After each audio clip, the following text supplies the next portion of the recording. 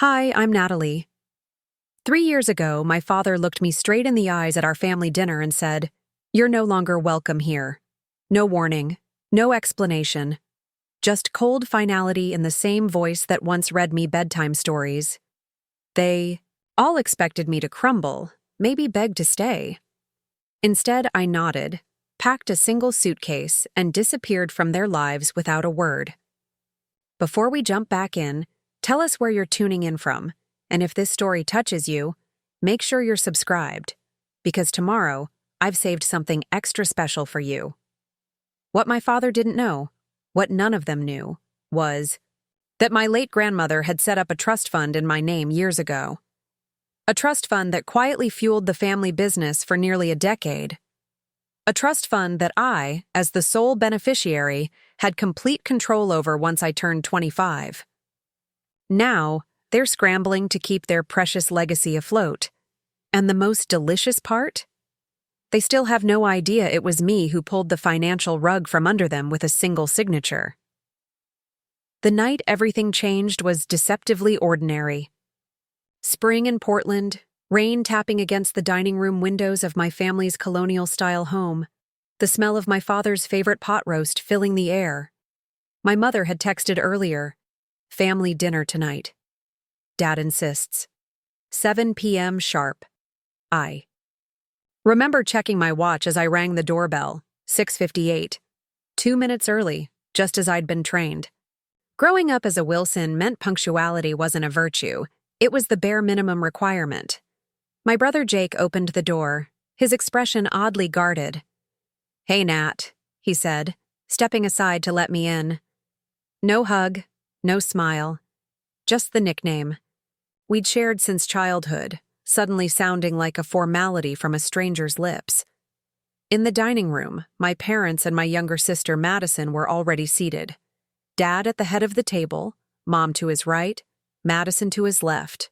The family hierarchy displayed in seating arrangements, as it always had been. "You're here," my father said, not looking up from his phone. Not a question, not a greeting, just an acknowledgement of my existence, as if confirming a delivery had arrived. I took my usual seat opposite him. The table was set with the good china, the set reserved for holidays and important announcements. My stomach tightened. In the Wilson household, the good china never signaled good news. Dinner proceeded with forced small talk. The weather, Madison's college applications, Jake's promotion, my father's latest successful acquisition. No one asked about my life, my recent promotion to head curator at the Portland Art Museum, or the article featuring my work that had been published in a national magazine. It wasn't until dessert, my mother's apple tart, another tradition, that my father finally set down his fork, wiped his mouth with deliberate slowness, and looked directly at me for the first time that evening. "Natalie," he said, his voice businesslike. "We need to discuss your continued association with the Wilson name." My mother's eyes darted to her plate. Jake suddenly became fascinated with his water glass. Madison looked between us, her eyes wide. "My association?" I repeated, keeping my voice steady. "Your recent choices have become incompatible with our family values and reputation," he continued, as if reading from a prepared statement. "Your public support of that artist, the one who created those offensive pieces targeting the banking industry, has created complications for our family's standing in the community." The artist was Eliza Fernandez, an internationally acclaimed sculptor whose recent exhibition had indeed criticized predatory banking practices my father's investment firm had been accused of in a recent lawsuit that was quietly settled out of court. "Eliza is my friend," I said simply. "Her work has merit and meaning." "Your friend," my father repeated, making the word sound like a disease. "That's another issue entirely, isn't it?" The room temperature seemed to drop. My mother's hand trembled slightly as she reached for her wine glass. "If you're referring to the fact that Eliza and I are dating, then yes, she's more than a friend," I said, my voice somehow remaining calm despite the anger bubbling beneath the surface. This isn't about your lifestyle, my father said, though his grimace made it clear that was exactly part of it. This is about loyalty, family loyalty, Wilson loyalty. I wasn't aware that my loyalty was measured by who I love or which artists I support. His fist came down on the table, rattling the china. Don't play clever with me, Natalie. You've made your choice. You've chosen to align yourself with people actively working to damage everything this family has built. That's not true, I started, but he cut me off with a raised hand. I've made my decision. Until you demonstrate a proper understanding of your responsibilities to this family, you're no longer welcome here. The silence that followed was absolute. No one breathed. No one moved. Dad, Jake finally said, his voice barely audible. This isn't up for discussion, my father interrupted, not taking his eyes off me. Natalie knows what she needs to do. What I needed to do was clear. Break up with Eliza, publicly distance myself from her work, and essentially apologize for having independent thoughts. I'd been through this cycle before many times. The ultimatum, the compliance, the temporary approval, then another ultimatum, a lifetime of conditional love. But something was different this time. Perhaps it was turning 25 last month. Perhaps it was finding real love with Eliza. Or perhaps it was simply the accumulation of years of trying to contort myself into someone deserving of my father's approval. I folded my napkin carefully and placed it beside my half-eaten dessert. I looked at each of their faces, my father's stern confidence, my mother's averted gaze, Jake's conflicted frown, Madison's tearful confusion. I understand, I said quietly, rising from my chair. No argument, no pleading. Just acceptance. I think that surprised them more than anything. The Thomas Wilson playbook didn't account for quiet dignity. It expected emotional outbursts that could be labeled as hysteria, weakness, or immaturity, further evidence of unworthiness. You're making a mistake, my father said as I turned to leave. I paused at the doorway. No, Dad. For the first time in my life, I don't think I am. I climbed the stairs to my old bedroom, the one my mother had preserved like a museum exhibit since I'd moved out 3 years ago. I packed a small suitcase with the few personal items I still kept there: photo albums, a childhood journal, my grandmother's pearl earrings. As I zipped the suitcase closed, I heard a soft knock. Madison stood in the doorway, tears streaming down her face. You can't just leave, she whispered. I hugged her tightly. I'm not leaving you. I'm just leaving here. There's a difference. Will you come back? Her voice was small, childlike. When I'm welcome for who I am, not for who Dad wants me to be.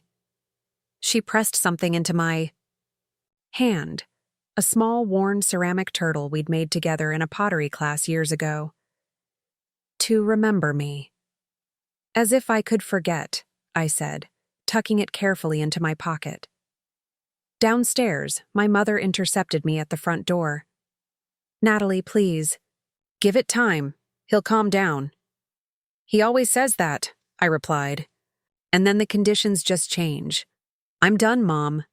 But your family, she insisted. Family doesn't make love conditional. I kissed her cheek and stepped outside into the rain. No one followed me to my car. No one called after me.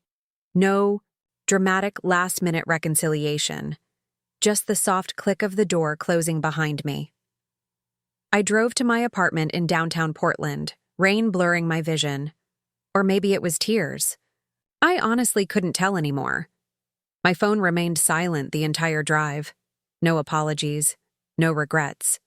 Just the crushing finality of being cut off.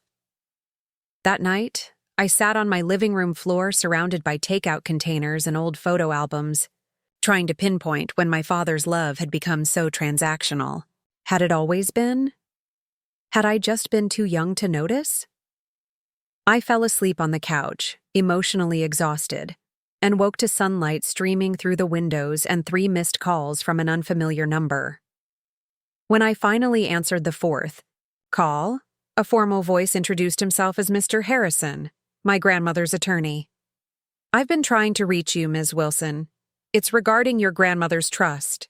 Now that you've turned 25, we need to discuss your options as the sole beneficiary. My grandmother, my father's mother, had passed away when I was 16. We'd been close in a way that had always seemed to irritate my father. She was the black sheep of the family, the one who married into the Wilson name but never fully embraced their rigid worldview." "Trust?" I repeated, still groggy from sleep and emotional exhaustion. "What trust?" Mr. Harrison explained that my grandmother had established a trust in my name when I was born. A substantial trust that would come under my control when I turned 25, which had happened just last month. "Your grandmother was quite specific about the conditions," he continued. "The funds were to be managed by your father until your 25th birthday, with quarterly payments made to Wilson Investments as operating capital. But the control was always meant to transfer to you when you came of age." I sat down, trying to process what he was saying. "Are you telling me that my father's company has been running partly on my grandmother's money all this time?" "Not partly, Ms. Wilson. Primarily. The initial investment that launched Wilson Investments' significant growth about 9 years ago came from this trust. Your father was the trustee, but never the beneficiary." The implications crashed over me in waves. The family business, my father's pride and joy, the source of his identity and power, had been built with money that was ultimately mine to control. Does my father know about the control transferring to me? My voice sounded distant, even, to my own ears. "That's the curious thing," Mr. Harrison said. "He never showed much interest in the details of the trust. He was aware of the regular disbursements, of course, but seemed to assume they would continue indefinitely." "Your grandmother was, well, let's say she was aware of certain dynamics in your family and structured things accordingly." I remembered my grandmother's knowing looks when my father would lecture me about responsibility and contribution. Her cryptic comment on her deathbed. "Patience, little one. Some games take years to win." "What are my options?" I asked. "Complete control, Ms. Wilson. You can maintain the current arrangement, modify the disbursement schedule, or terminate the relationship entirely. It's entirely your decision." My decision. 3 words I'd rarely heard in relation to the Wilson family affairs. "I need time to think," I said. "Of course. The documents are prepared whenever you're ready." I spent the next week in a daze, going through the motions at work while my mind raced with possibilities. I didn't tell anyone, not even Eliza, about the trust. This knowledge felt like a precious, fragile thing that would change shape if exposed to air. On Friday afternoon, I left work early and drove to Mr. Preparing and narrating this story took us a lot of time, so if you are enjoying it, subscribe to our channel. It means a lot to us. Now back to the story. Harrison's office in the financial district. The same district where Wilson Investments occupied the top 3 floors of a gleaming skyscraper, its logo visible from blocks away. The paperwork was straightforward. As the sole beneficiary, I had the right to redirect the funds as I saw fit. I could continue funding my father's company, or I could stop the flow of money immediately. "What would happen," I asked, "to Wilson Investments if these disbursements stopped?" Mr. Harrison removed his glasses. "Your father has leveraged the company significantly in recent years. These guaranteed quarterly payments have been used as collateral for several large loans. Without them..." He trailed off. "Without them, the house of cards collapses," I finished. He didn't disagree. I thought about my father's cold eyes as he said I wasn't welcome. About years of conditional love and impossible standards. About Madison's tears and my mother's silent complicity. I signed where indicated.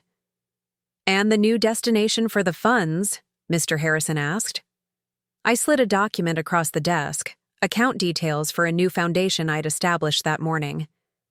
The Vivian Wilson Foundation for the Arts, named after my grandmother.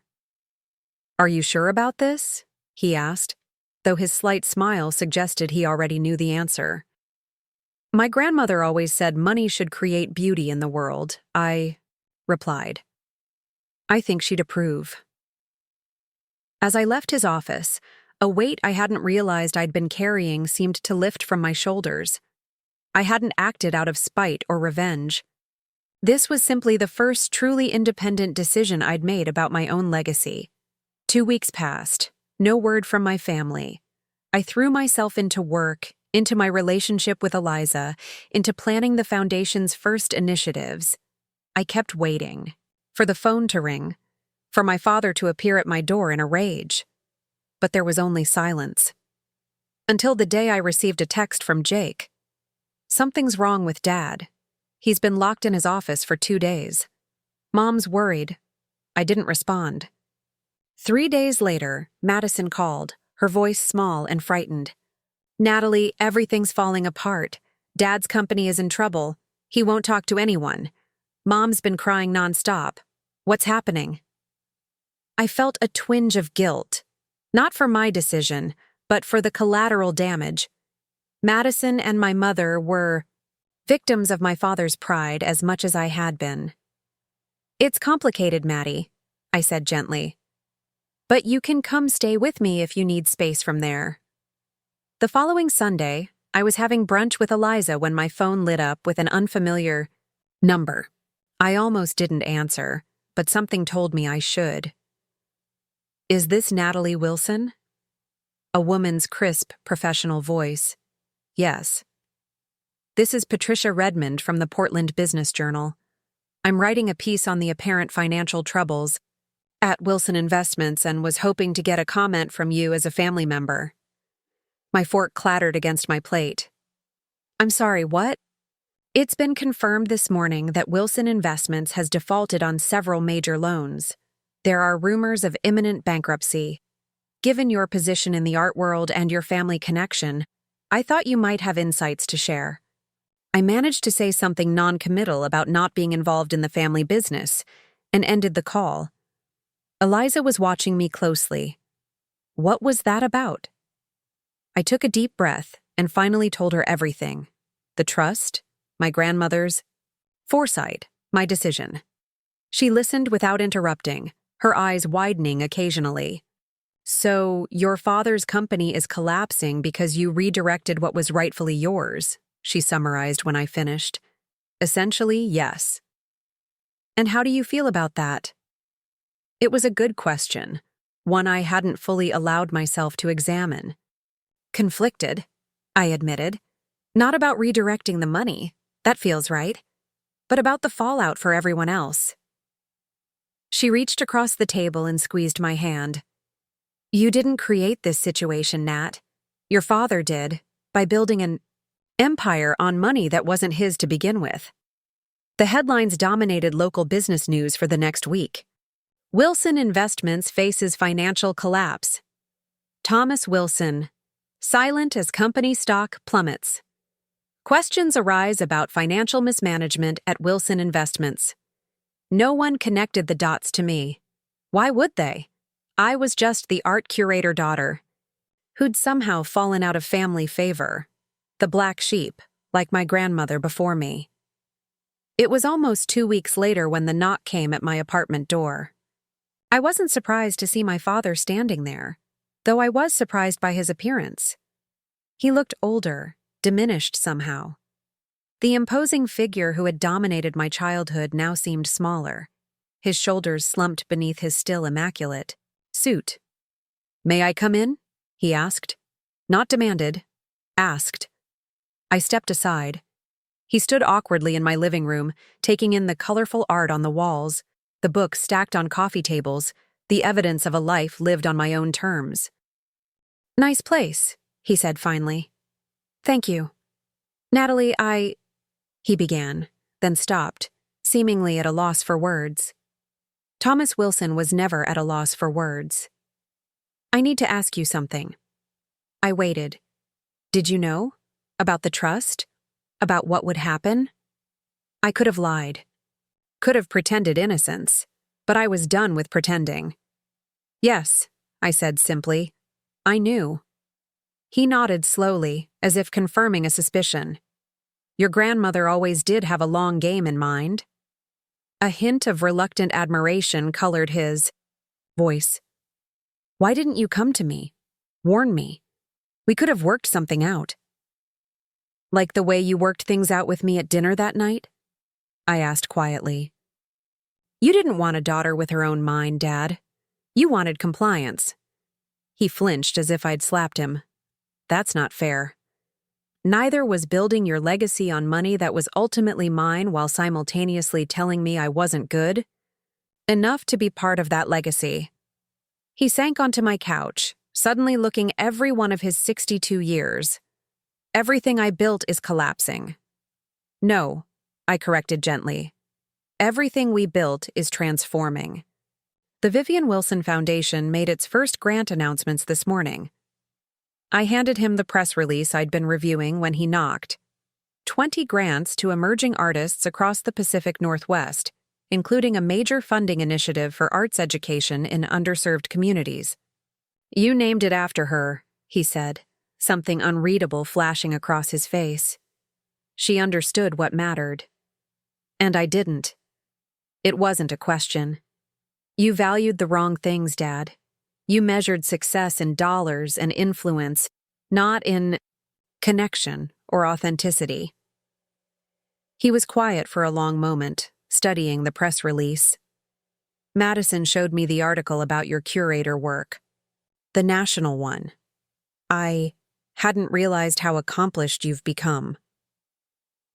It was the closest thing to a compliment he'd given me in years. I'm still the same person I was at that dinner, I said. The person who wasn't welcome anymore. He winced. I said things, harsh things. You meant them at the time. Yes, he admitted. I did. His honesty was startling. In the Wilson family, mistakes were covered up, not acknowledged. The company can't be saved, he said finally. Too much damage has been done. Too many loans called in. I know. Your mother is devastated. The house will have to be sold. I felt a pang of genuine regret. That house held as many good memories as painful ones. She can stay with me until she figures things out, I offered. Madison, too. He looked surprised by the offer. And me? I met his gaze steadily. That depends. On what? On whether you can accept me, all of me, without conditions.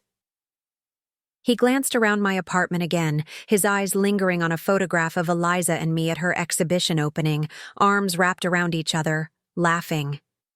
I don't understand everything about your life, he said slowly. But I'd like the chance to try. It wasn't a declaration of unconditional acceptance. It wasn't an apology for years of emotional manipulation. But it was a beginning. A small crack in the fortress of certainty he'd built around himself. That's a start, I said.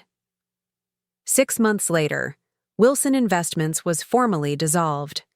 The once mighty Thomas Wilson took a consulting position with a smaller firm, a significant step down but enough to maintain a modest lifestyle. My parents downsized to a small downtown condo, just a few blocks from my apartment. My mother, freed from the constraints of being the perfect corporate wife, discovered a passion for community gardening. Madison moved in with me for her final year of high school, thriving in the creative environment and the freedom to discover who she was without our father's looming expectations. And my father? He was trying, in his own way. Our Sunday dinners were sometimes tense, occasionally argumentative, but always honest. He asked questions about my work, made awkward but sincere efforts to know Eliza, and even attended the Foundation's first major exhibition. Your grandmother would be proud, he said as we stood before a stunning installation funded by one of our grants. Of the foundation. Of you. What about you, Dad? I asked. Are you proud? He was quiet for a moment, studying the artwork. I'm getting there, he said finally. I'm learning a different way to measure success. It wasn't the fairy tale reconciliation of movies and novels. There were still difficult moments, old patterns that threatened to resurface. But there was also something new growing in the space between us, something that looked remarkably like respect.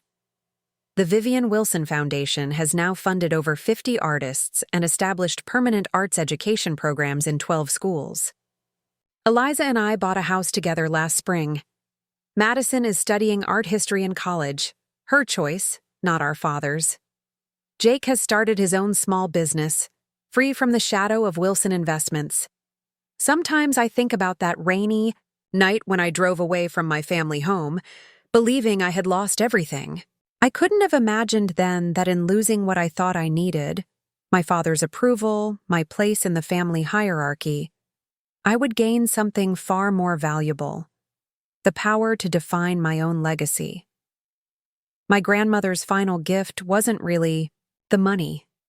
It was the freedom to discover my own worth, independent of the Wilson name and all it had come to represent.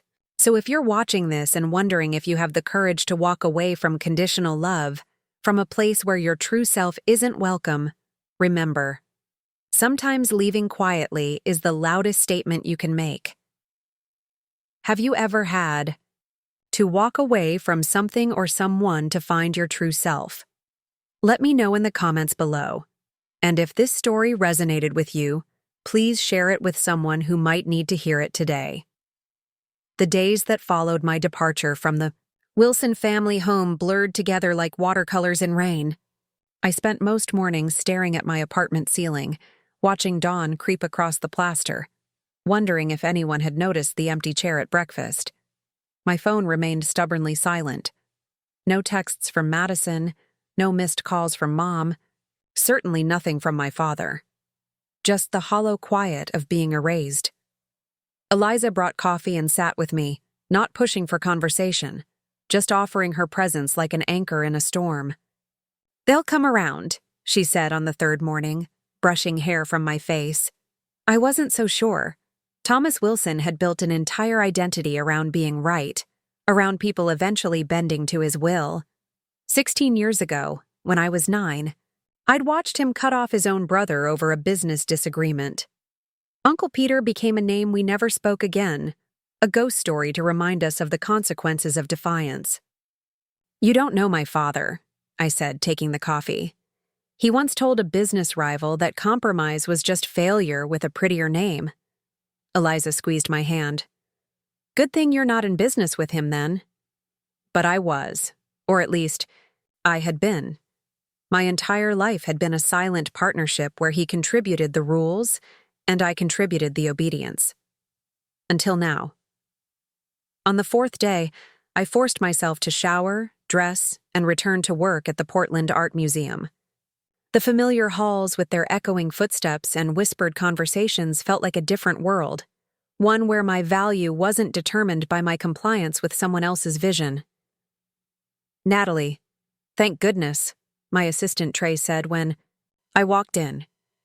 The Yoshida installation needs your approval, and there's a woman who's been calling every hour about meeting with you. Says it's urgent. The Yoshida changes look good, I said, scanning the layout proposal. What woman? He handed me a pink message slip. Catherine Harrison, said it was about a family matter but wouldn't elaborate. The name meant nothing to me.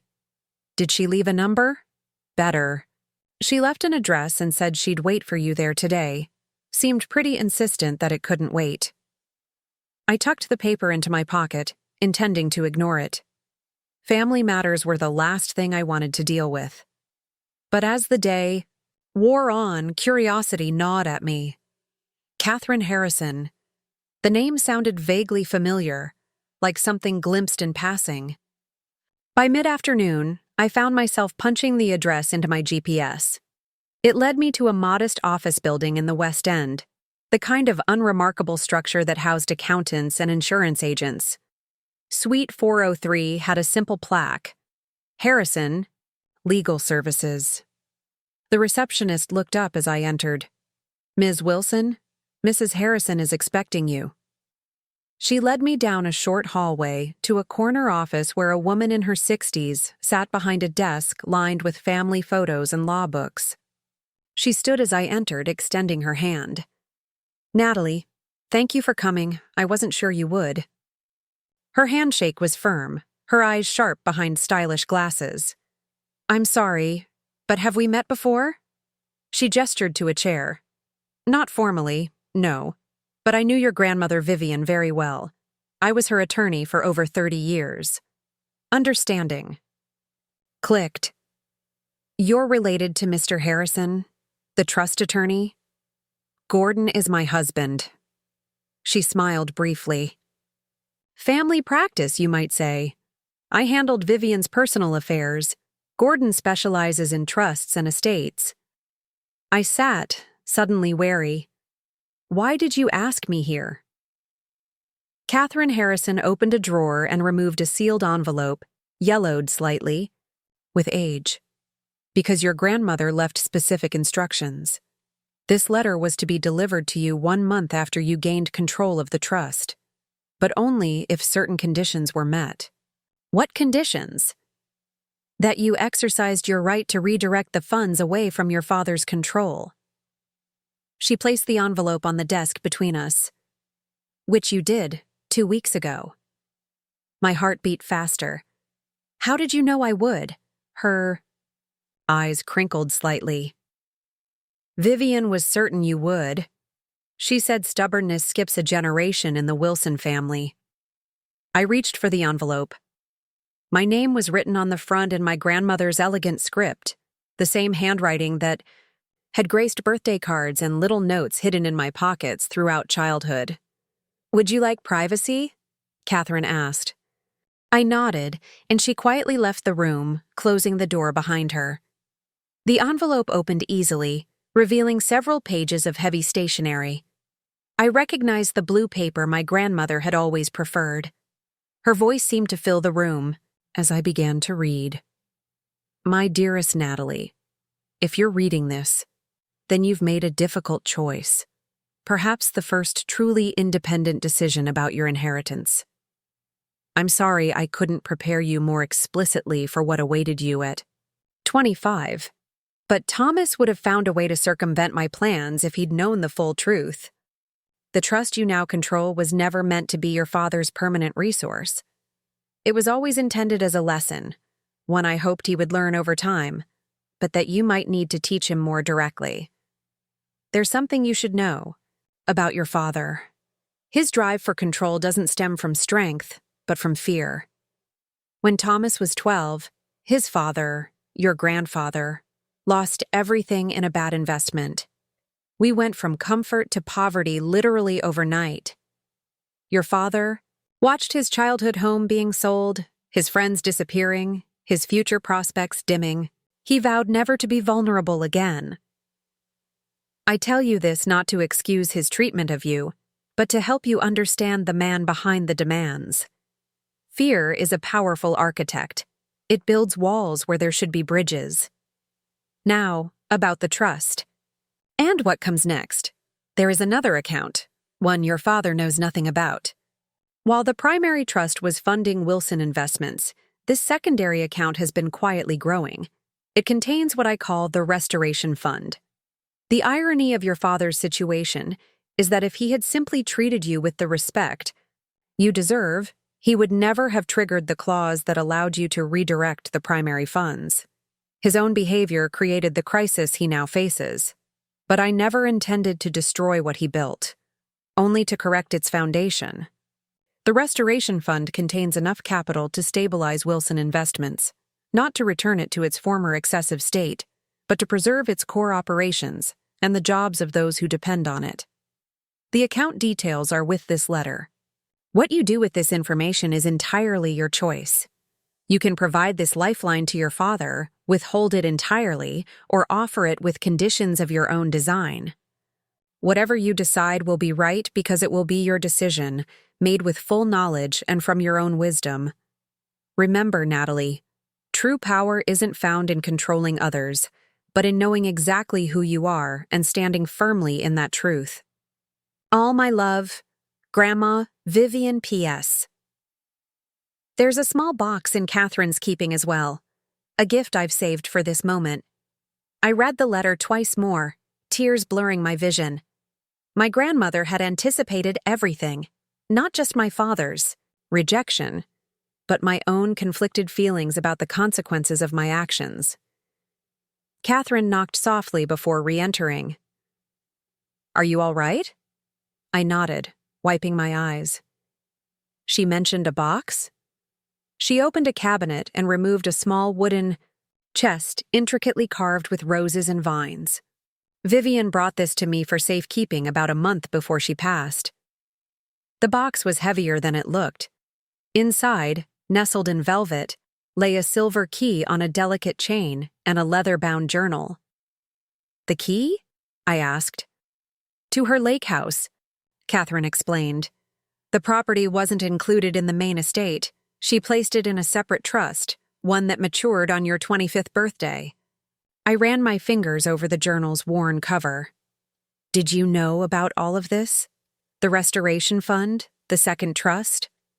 "Pieces," she admitted. Vivian was careful about compartmentalizing her plans.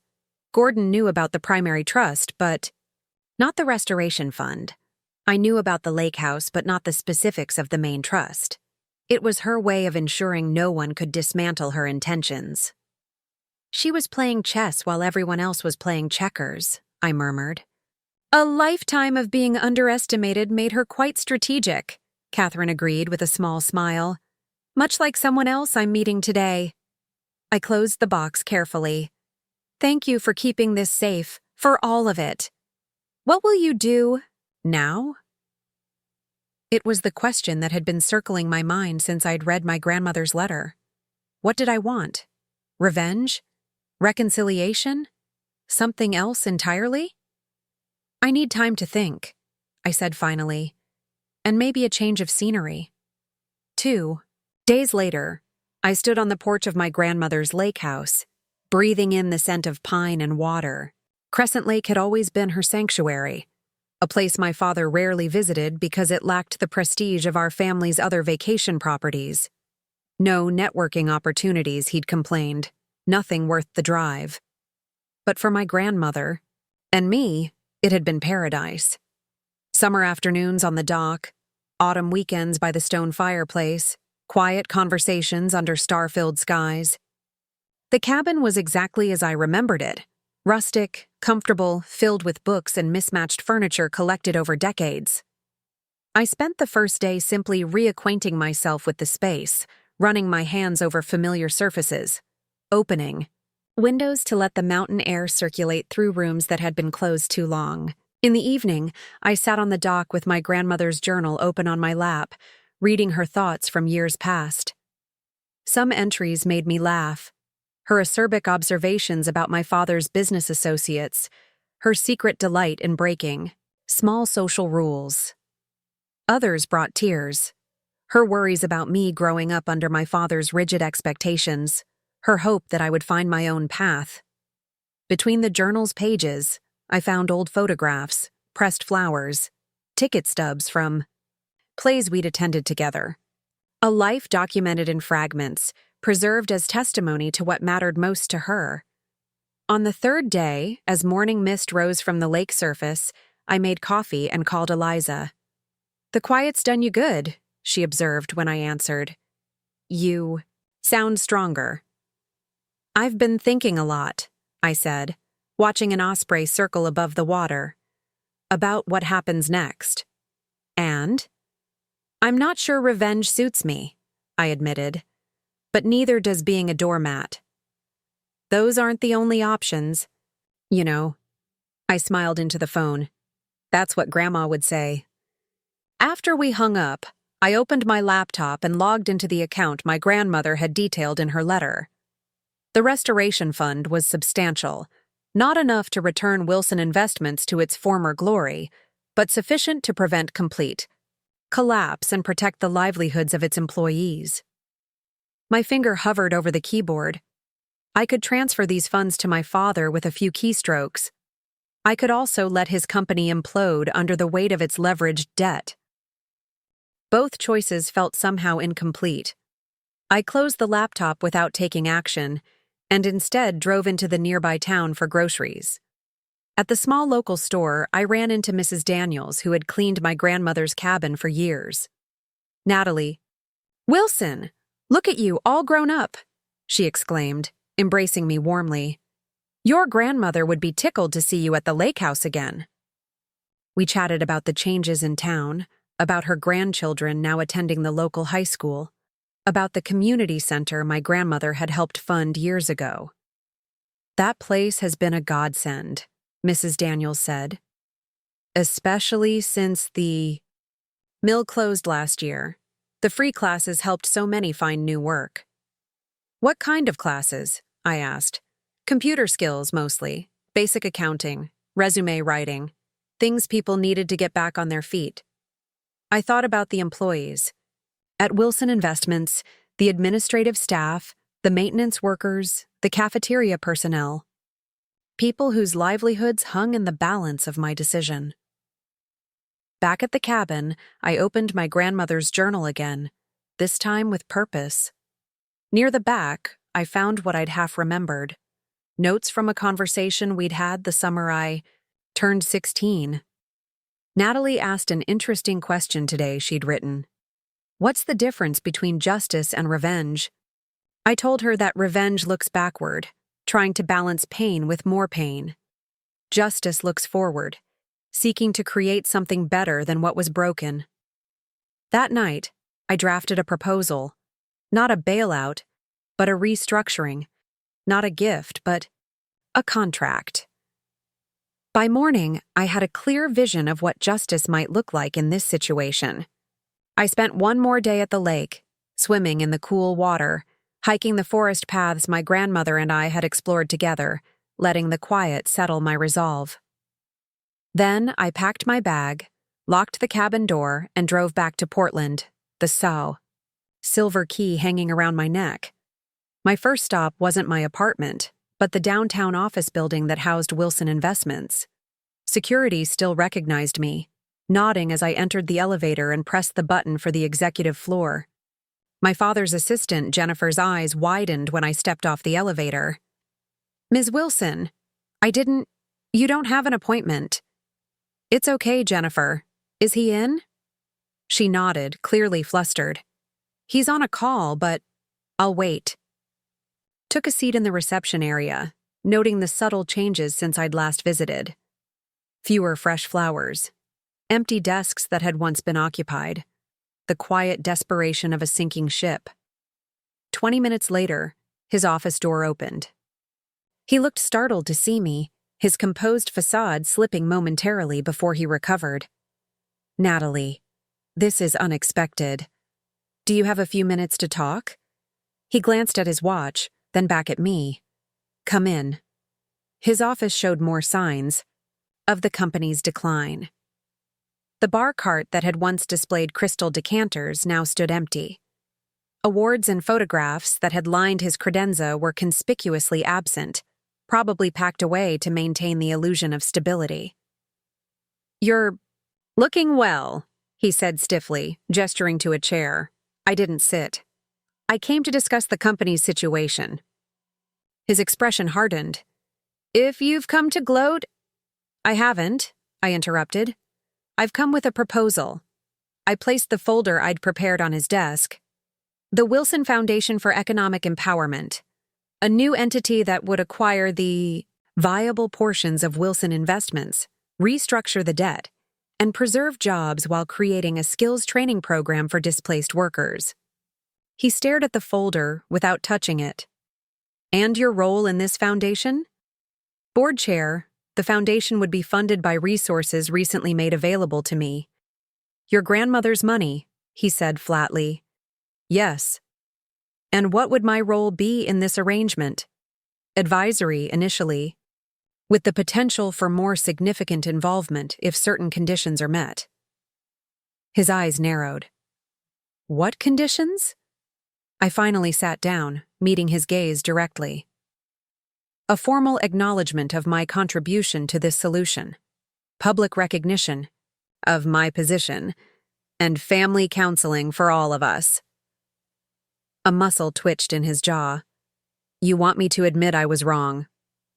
I want you to acknowledge reality, I corrected. The reality that I'm not just your daughter. I'm my own person with my own value, separate from your expectations. He was quiet for a long moment, looking at the folder, at his hands, at the view of downtown Portland through his window. I could almost see the calculations running behind his eyes, pride versus pragmatism, ego versus survival. May I have time to review this? He finally asked. It wasn't a yes, but it wasn't an outright rejection either. From Thomas Wilson, it was practically a concession. Take the weekend, I said, standing. I'll be at my apartment if you have questions. As I turned to leave, he cleared his throat. Natalie? I paused at the door. Was this your idea, or hers? Whose? Your grandmother's. I thought about the journal, about the lake house, about all the quiet ways Vivian Wilson had prepared me for this moment. Let's say we both believe in looking forward, not back. I left him with the proposal and the ghost of my grandmother's wisdom between us. The weekend passed without word from my father.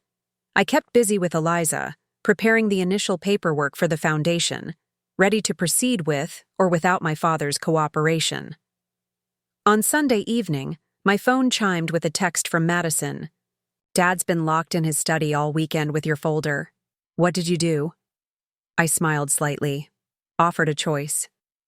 Monday morning, I arrived at the museum to find my father waiting in my office, looking out over the sculpture garden. He turned as I entered, his expression unreadable. Your assistant let me in, he explained. Hope you don't mind. Depends on why you're here. He gestured to the chair behind my desk. It's your office. You should sit. I did, watching, as he remained standing, hands clasped behind his back like he was preparing to deliver a board presentation. I've reviewed your proposal, he began formally. It's comprehensive. Coming from him, it was high praise. There are details to be worked out, he continued. The transition timeline seems ambitious. The governance structure needs refinement. But the core concept is sound. Thank you. I have one question. He finally sat down across from me. Why? Why what? Why offer this solution? After what happened, after what I said to you, you could have let it all collapse. You had every right to walk away completely. I thought carefully before answering. Because destroying something is easy. Building something better is harder, and more worthwhile. Your grandmother used to say something similar. I know. He nodded, a flicker of understanding passing between us. I'd like to accept your proposal, with some modifications we can discuss, and I'd like to start with an apology. The word sounded rusty, unpracticed on his lips.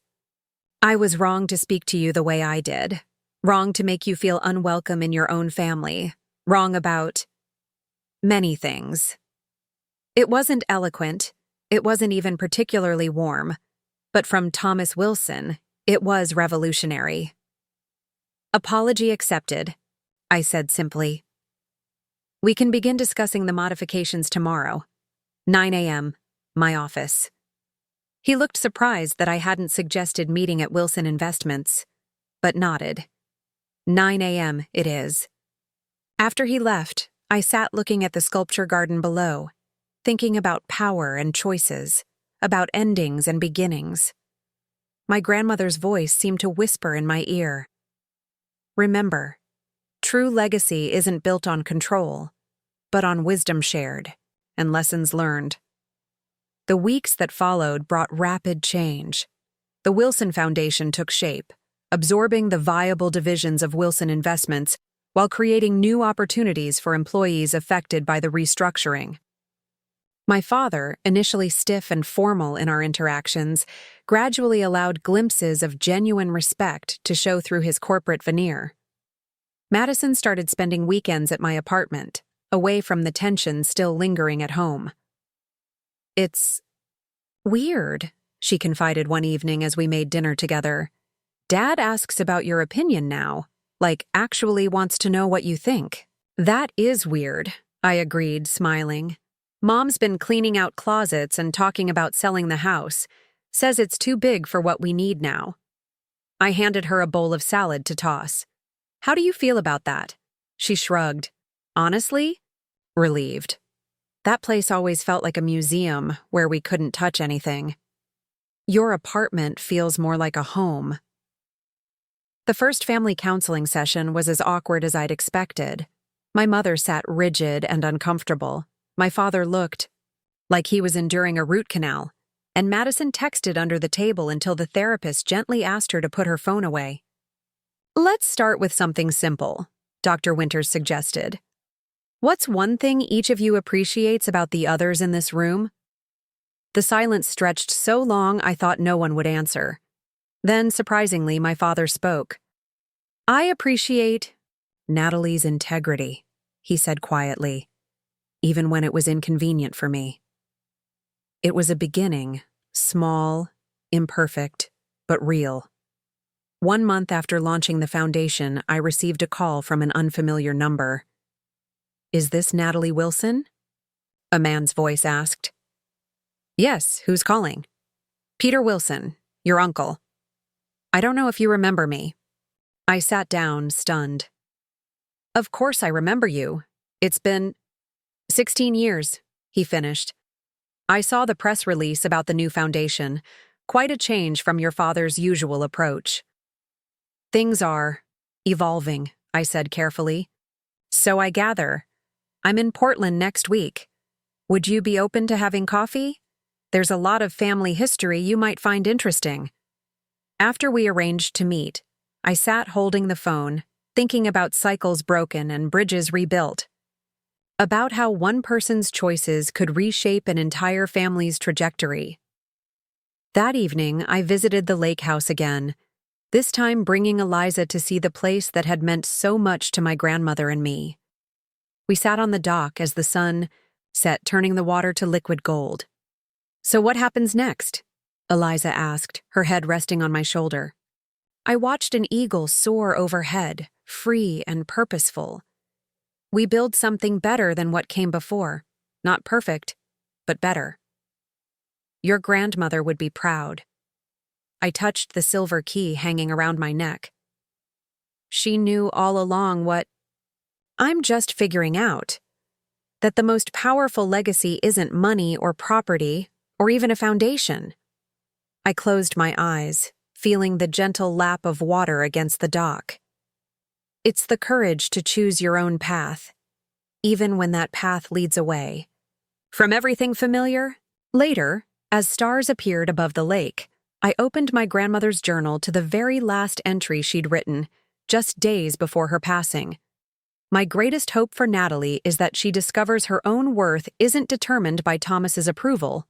Some lessons can only be learned through loss.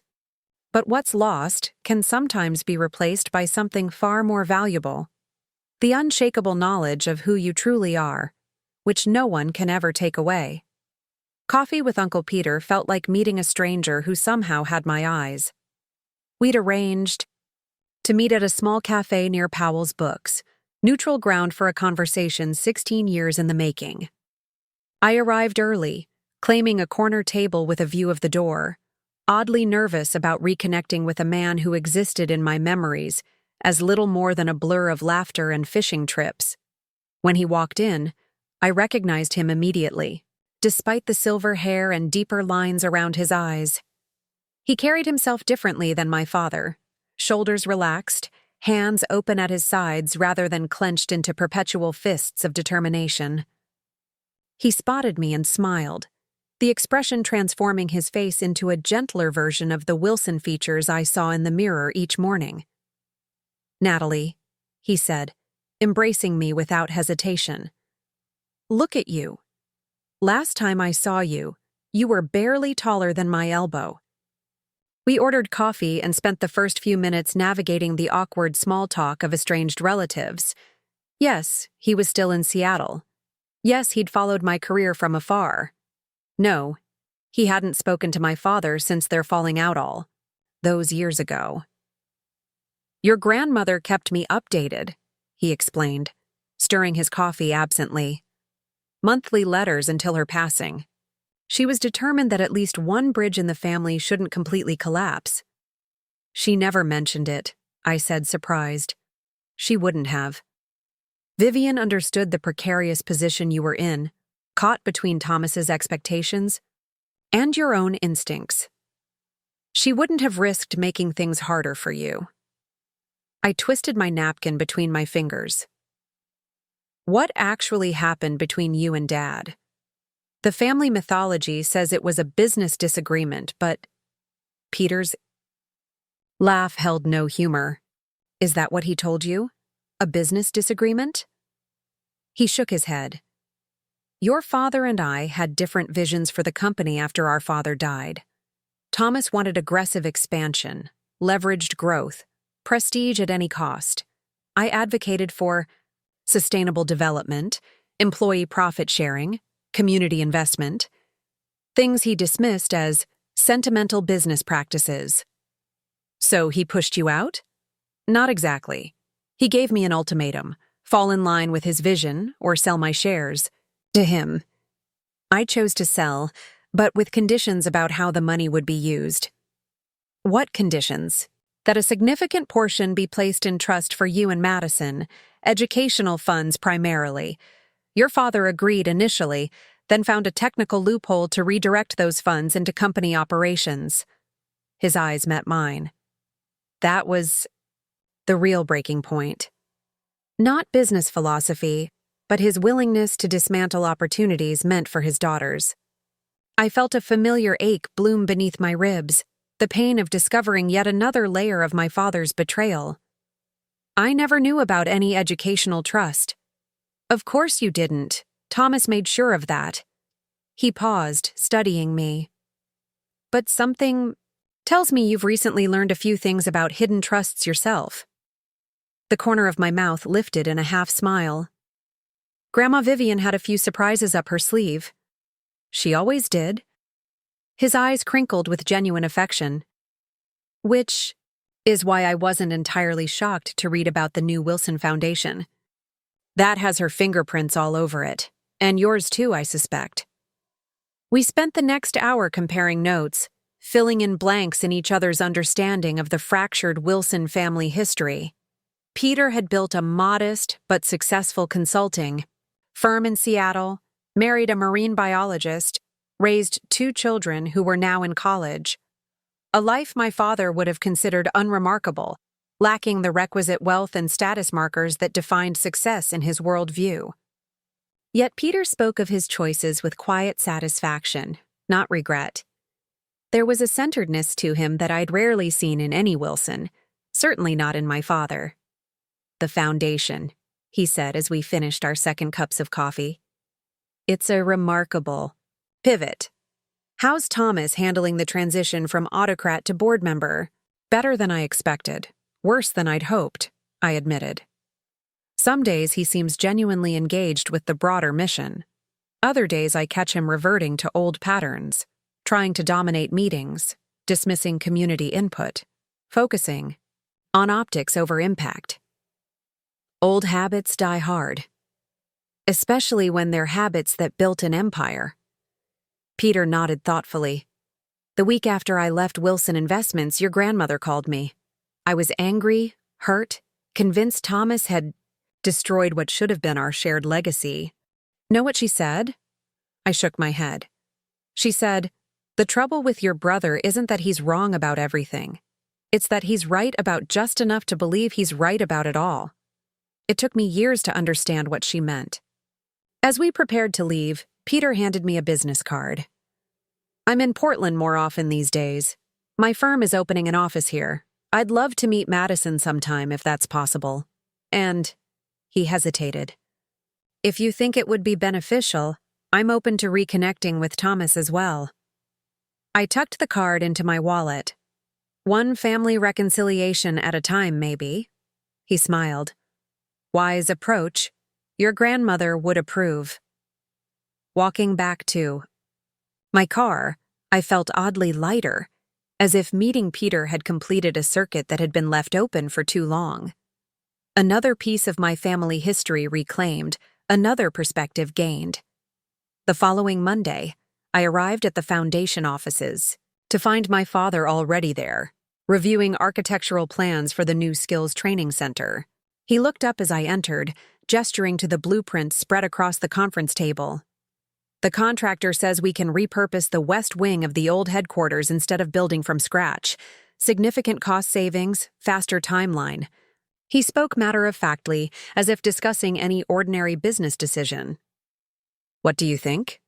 6 months ago, he would never have asked my opinion on anything substantive. The question, simple as it was, represented a seismic shift in our dynamic. Makes sense practically, I said, studying the plans. But symbolically, I wonder if a fresh start in a new location might better represent what we're trying to accomplish. He considered this, tapping his pen against the table. You're thinking about community perception. The old headquarters represents the former Wilson Investments. Exclusive, downtown, inaccessible without proper credentials. Exactly. The foundation's focus is accessibility, removing barriers to economic opportunity. Our physical space should reflect that mission. He made a note on his legal pad. Fair point. I'll have them scout alternative locations, perhaps in one of the neighborhoods we're targeting for employment initiatives. I poured myself coffee from the carafe on the sideboard, watching him from the corner of my eye. His appearance had changed subtly over the past months, less rigid somehow, though still meticulously groomed. The permanent crease between his eyebrows had softened. He looked less like a man perpetually braced for battle. I had coffee with Uncle Peter yesterday, I said casually, waiting for his reaction. His hand stilled momentarily, then resumed, writing. How is he? Good. His firm is opening a Portland office. I saw the announcement in the business journal. He straightened the papers before looking up at me. Did he fill your head with tales of my ruthless business practices and moral shortcomings? The question lacked his usual defensive edge. If anything, he sounded resigned, perhaps even faintly amused. Actually, we mostly talked about Grandma Vivian and his kids, my cousins I've never met. Something flickered across his face, regret, perhaps. Peter always wanted a big, connected family. Sunday dinners, holiday gatherings, the whole Norman Rockwell fantasy. Is that such a fantasy? He sighed, capping his pen. In business, Natalie, I learned that every relationship has a cost-benefit equation. Even family relationships require investment of time and energy that might be directed elsewhere. I chose to invest differently. And now, looking back, I kept my tone neutral, genuinely curious about his perspective. He was quiet for a long moment, staring at the blueprints without really seeing them. Now I wonder if my calculations were flawed from the start. The benefits I prioritized seem less substantial than they once did. It was the closest he'd come to admitting regret about the family bonds he'd severed. Not quite an apology, but an acknowledgement that his choices had carried costs he hadn't fully anticipated. The moment was interrupted by a knock at the door. Madison poked her head in, surprised to see both of us. Sorry, am I interrupting? I thought we were meeting at 11. She directed this to me, still uncomfortable with the new family dynamics. You're right on time, I assured her, checking my watch. Your father just happened to be early. Madison had recently joined the Foundation's Youth Advisory Board, bringing valuable perspective on programs targeting recent high school graduates. It was the first Wilson family endeavor she'd voluntarily participated in, drawn by the Foundation's focus on creative solutions to economic inequality. My father gathered his notes. "I should go. I have a meeting with the financial advisors at noon." He nodded to Madison. "Perhaps you could find time in your schedule for dinner this week? Your mother mentioned she hasn't seen much of you lately." Madison looked startled by the request, not a demand, but an invitation. Maybe Thursday? If that works for everyone. I'll check with your mother and confirm." He stopped at the door. "Natalie, think about what we discussed. Both options have merit." After he left, Madison collapsed into a chair. "That was weird. Like, parallel universe weird." "How so?" He asked instead of told. He acknowledged your point was valid. "He didn't make that face when I came in. You know the one, where he looks like he's mentally noting another disappointment for future reference." I laughed. "He's trying, Maddie. It's not seamless, but it's something." She pulled a notebook from her backpack. "So, is it wrong that I'm still waiting for the other shoe to drop? For him to suddenly announce this was all an elaborate test of family loyalty, and we both failed spectacularly." "Not wrong. Just maybe no longer necessary." I sat beside her. People can change when the alternative becomes painful enough. Dad lost nearly everything: his company, his sense of control, his certainty about how the world works. That creates space for new possibilities. She didn't look convinced. Or new strategies to regain control. "Always the optimist," I teased, though her caution wasn't entirely misplaced. Thomas Wilson's capacity for adaptation was legendary in business circles. It was one of the qualities that had made him successful and dangerous to cross. The Youth Advisory Board meeting ran longer than scheduled, with passionate debate about priorities for the first round of educational scholarships. By the time I returned to my office, 3 new messages waited on my desk. One from Eliza about dinner plans, one from the Foundation's PR team about an upcoming press event, and one, unexpectedly, from my mother. "Need to speak with you privately." "Not on the phone. Can you come by the house tomorrow morning?" "Mom." I stared at the message, trying to decipher what might lie behind her unusually direct request. My mother and I had maintained a careful distance since the family rupture, civil during Foundation events and the mandatory counseling sessions, but without the forced intimacy of our previous relationship. The next morning, I drove to the Y family home with a sense of déjà vu. The last time I'd walked through that door had been the night everything changed. The property looked different now, moving boxes stacked in the foyer, spaces where artwork had been removed from walls, a general air of transition. My mother waited in the sunroom, a space she'd always claimed as her personal retreat. Though, still elegantly dressed, she looked diminished somehow, less certain of her place in the carefully ordered world she and my father had constructed. "Thank you for coming," she said, pouring tea from a silver service that had been in her family for generations. "I know it can't be easy, returning here." "It's fine, Mom. What did you want to discuss?" She stirred her tea slowly, precisely, the spoon never touching the sides of the cup. "Your father told me about your meeting with Peter, and I think it's important you understand certain things about the past, about the choices that were made." I sat back, surprised by her initiative. My mother had always been the conciliator, the smoothing influence, rarely the source of unprompted revelations. "Thomas wasn't wrong about everything," she began.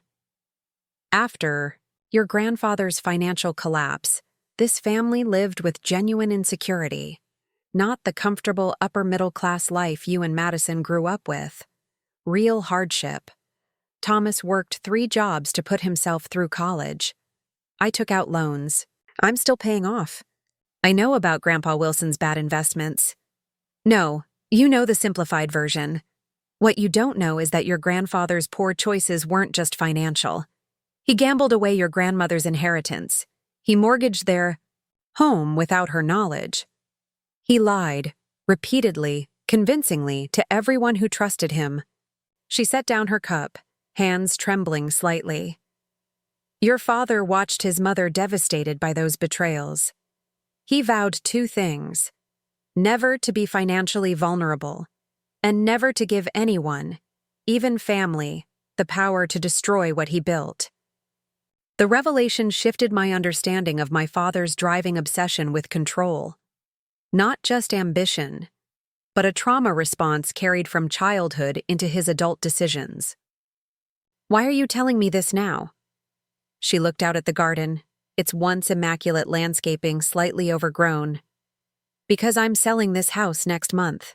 Because your father and I are separating after 30 years of marriage. Because it's time for truth between us. I sat very still, absorbing the impact of her words. You're separating? Since when? The decision was made last week. It's amicable, Natalie.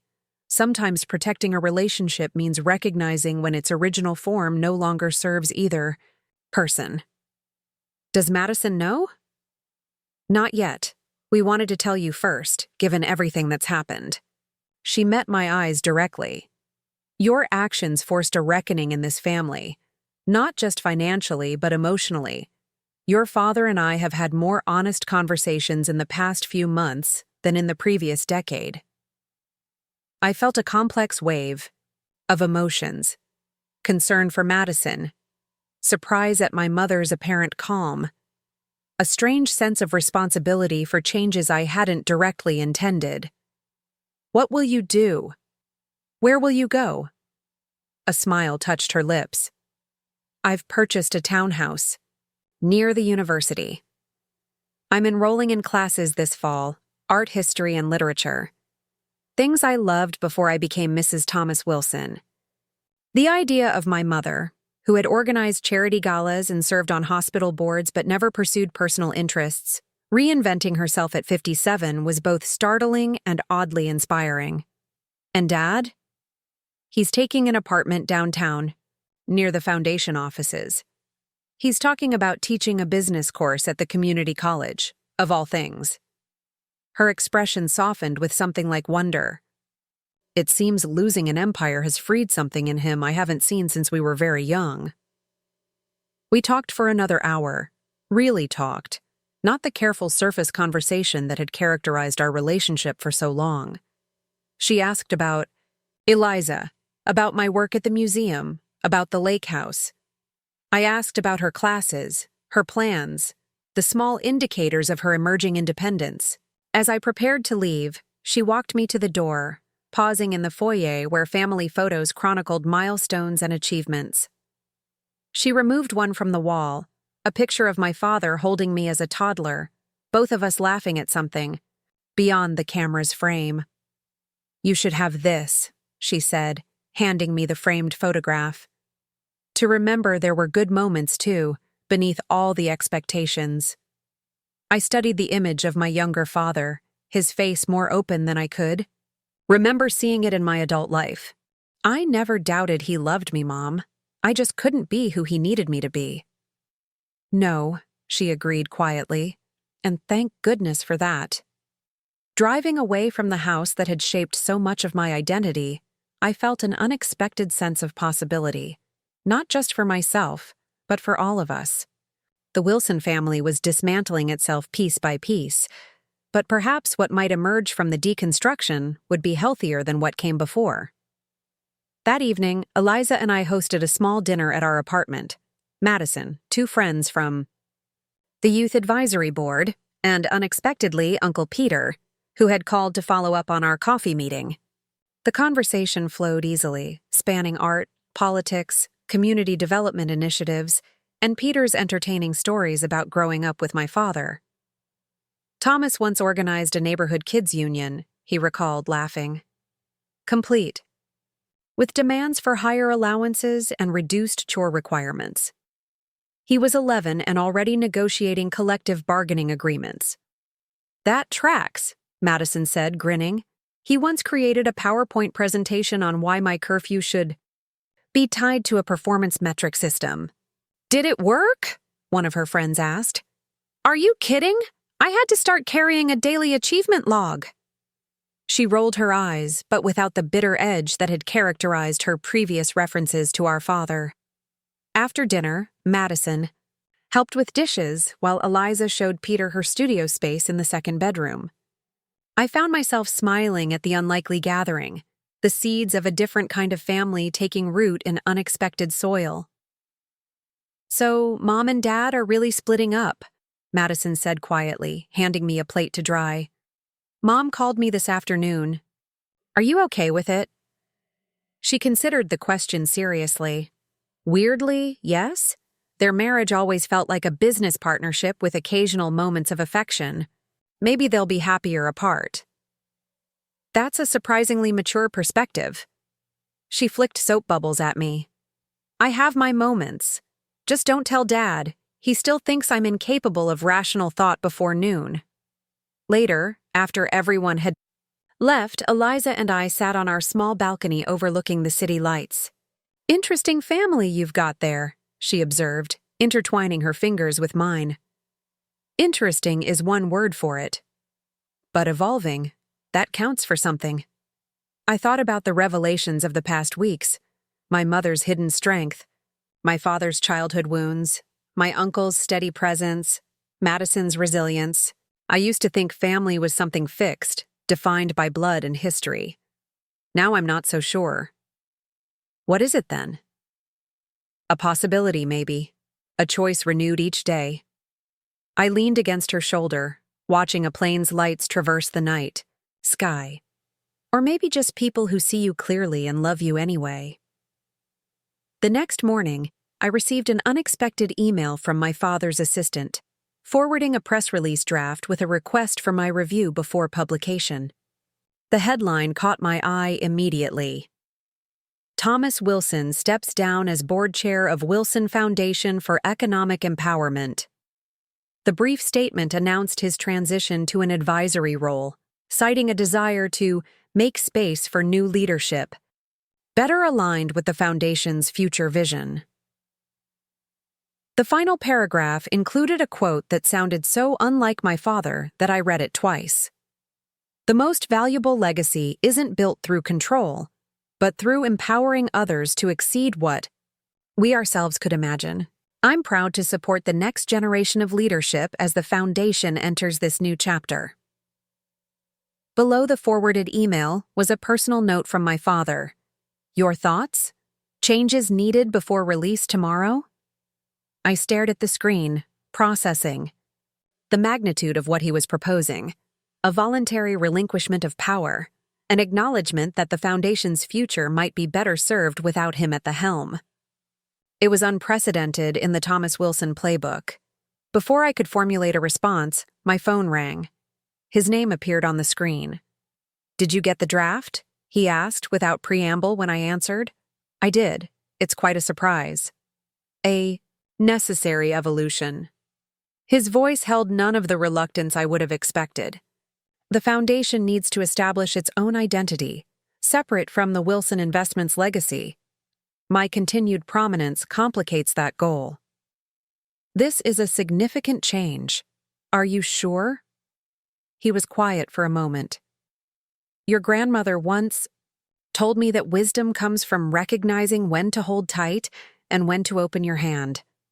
I've spent most of my life perfecting the first skill. Perhaps it's time to practice the second. The admission, so frank, so unlike his usual careful positioning, left me momentarily speechless. The press release mentions new leadership, I said finally. Who did you have in mind? That's why I'm calling. The board will be nominating you at next week's meeting. I wanted you to be prepared. My breath caught. Me? Dad, I already have a full-time position at the museum. I don't have your business background or connections. You have something more valuable, he interrupted. Vision untainted by old mistakes. And you've proven you won't be intimidated by the Wilson name or legacy. The Foundation needs that independence. I leaned against my desk, trying to absorb the implications. This is a lot to process. Take the weekend to think about it. But Natalie, His voice softened slightly. You've already demonstrated more wisdom about what matters than I managed in decades of supposed success. The foundation would be in good hands. After we hung up, I sat looking out at the Portland skyline, thoughts swirling like autumn leaves, caught in a sudden wind. The foundation chairmanship would mean stepping away from my museum role, shifting my professional identity from arts curator to community investment strategist. It would mean working more closely with former Wilson Investments stakeholders, navigating complex relationships shaped by the company's collapse. It would also mean the opportunity to directly implement the vision of economic empowerment that had begun taking shape in my mind. One that incorporated creative expression, community wisdom, and authentic relationship as essential components of lasting change. My phone buzzed with a text from Eliza. Lunch today? I'm finishing a piece and need fresh eyes. I smiled, typing back, yes, and I have news to share. Big decision to make. Her response came immediately. Whatever it is, you've got this. Your instincts are better than you think. Looking at her words, I felt a sudden clarity. My grandmother had trusted my instincts enough to place significant resources in my hands. My father, against all expectations, was now doing the same. Perhaps it was time I trusted myself as completely. I opened my laptop and began composing a response to the press release draft, making small editorial suggestions while accepting the core premise. At the end, I added a note. I'm honored by the nomination and, if confirmed by the board, will do my utmost to advance the Foundation's mission of economic empowerment through innovation, inclusion, and integrity. As I hit send, I felt the weight of the silver key against my chest, my grandmother's final gift, a symbol of spaces uniquely mine to shape and share. Whatever came next, I would face it carrying her wisdom and my own hard-won clarity about what truly mattered. The legacy I wanted wasn't measured in buildings bearing the Wilson name or financial statements printed in annual reports. It lived in relationships healed, opportunities created, voices amplified that might otherwise go unheard. A legacy, not of control, but of possibilities unlocked, beginning with my own. The board meeting to confirm my nomination as foundation chair took place on a rain-soaked Tuesday morning. Portland's sky hung low and gray, casting the conference room in a muted light that made everyone look slightly pallid. I arrived early, arranging my notes at the head of the table where my father had always sat, a symbolic placement I wasn't entirely comfortable with yet. Board members filed in gradually, a mix of former Wilson Investments executives who had survived the restructuring, community leaders I'd recruited to bring diverse perspectives, and 2 employee representatives elected by foundation staff. My father was the last to arrive, nodding acknowledgments around the room before taking a seat to my right, present, but deliberately not central. The confirmation vote was swift and unanimous, lacking the drama one might expect from such a significant transition of power. After a brief round of congratulations, we moved on to the actual work. Finalizing the first major initiative of the Wilson Foundation for Economic Empowerment, a comprehensive workforce development program targeting neighborhoods with the highest unemployment rates in the Portland metro area. Throughout the 3-hour meeting, I felt my father watching me, not with the critical assessment I'd grown accustomed to throughout my life, but with something closer to genuine curiosity. When I called for a vote on the allocation of resources for the initiative, he raised his hand in support without hesitation. As the meeting concluded and board members dispersed, he lingered, gathering his papers with unusual slowness. "Lunch?" he asked, the invitation delivered with a casualness that felt foreign between us. We walked 3 blocks to a small Thai restaurant tucked between a bookstore and a vintage clothing shop, far from the expense account establishments where he'd previously conducted business meals. The hostess led us to a corner table beneath a colorful mural of Bangkok street life. "You handled the Mercer objection well," he said after we'd ordered. "He's always been resistant to pilot programs without guaranteed metrics." I noticed. But some impacts can't be quantified in the first quarter. Cultural shift takes time to measure. He nodded, seeming to actually consider this perspective rather than immediately countering it. Different approach than Wilson Investments. Different goals require different methods, I replied.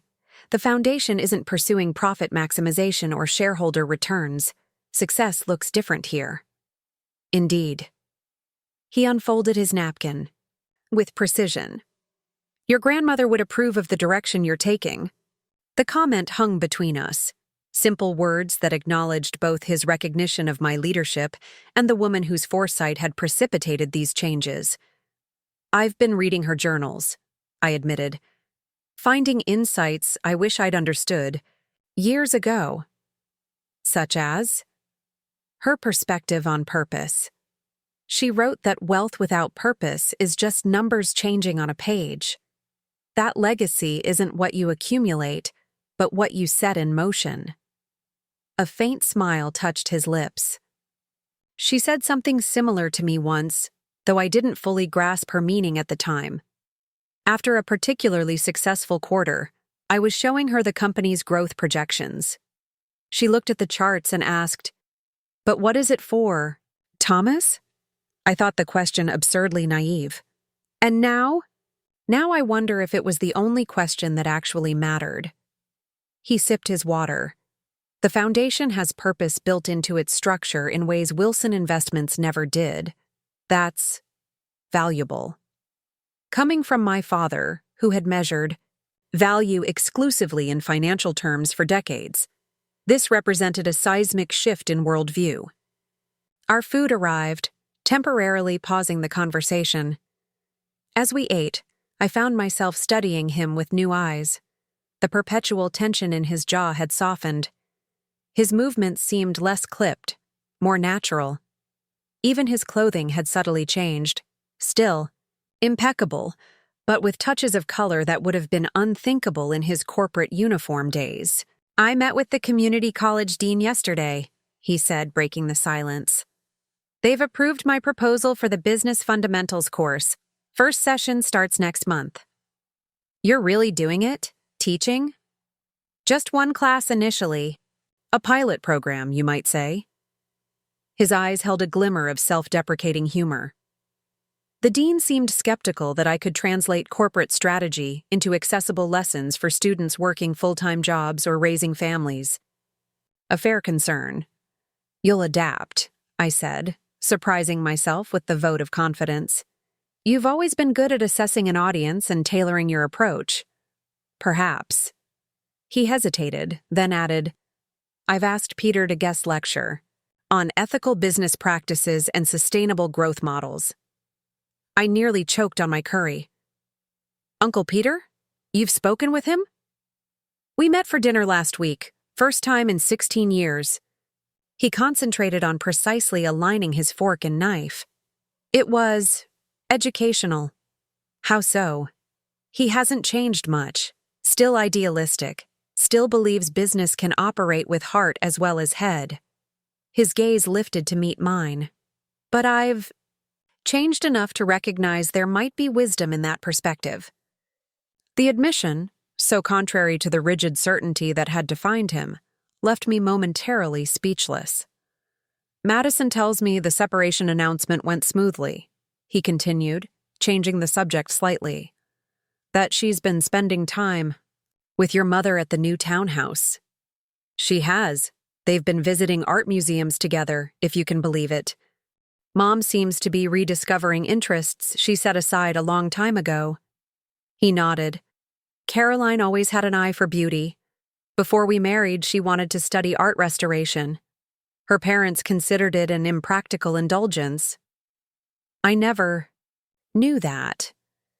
There's a great deal about your mother, about both of us, that got submerged beneath the roles we thought we needed to play." He dabbed his mouth with his napkin. "The irony isn't lost on me that it took the collapse of everything we built to create space for what might have mattered more." After lunch, we walked back toward the foundation offices through a light drizzle, sharing an umbrella in an unprecedented moment of casual physical proximity. At the building entrance, he stopped. "I won't be at the staff meeting this afternoon. I have an appointment with Dr. Warner." Dr. Warner, the therapist he'd been seeing individually since our family sessions began. Another adaptation I couldn't have imagined months earlier. "We're reviewing the employee training curriculum," I said. "Nothing that can't wait for your input tomorrow." "I trust your judgment, Natalie." He adjusted his scarf against the damp chill. "You've earned that much." As he walked away, shoulders square against the rain, I felt the strange dissonance that had become increasingly familiar. The father I'd spent a lifetime trying to please was being steadily replaced by a man I was just beginning to understand. The afternoon passed quickly in meetings and calls, the daily work of transforming grand visions into practical outcomes. By evening, I was reviewing budget projections in my office when Eliza called. "Dinner's almost ready," she said when I answered. "Are you on your way?" I glanced at the clock, startled to see it was already past 7. "Sorry, lost track of time. I'll head out now." "Everything okay? You sound distracted." "Just processing. Had lunch with my father today. It was different."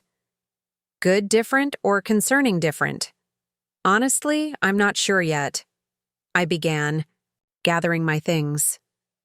"I'll tell you about it when I get home." Home. The word still carried a new weight.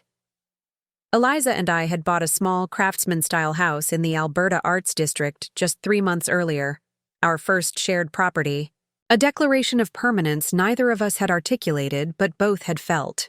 The house needed work. Peeling wallpaper in the hallway, outdated kitchen appliances, a temperamental furnace, but its bones were solid and its spirit welcoming. I arrived to find Eliza setting the table on our covered back porch, protected from the light rain by an overhanging roof. Candles flickered in mason jars, casting warm light over the simple meal she'd prepared. She'd changed from her studio clothes into a soft sweater, her hair pulled back loosely, revealing the elegant line of her neck.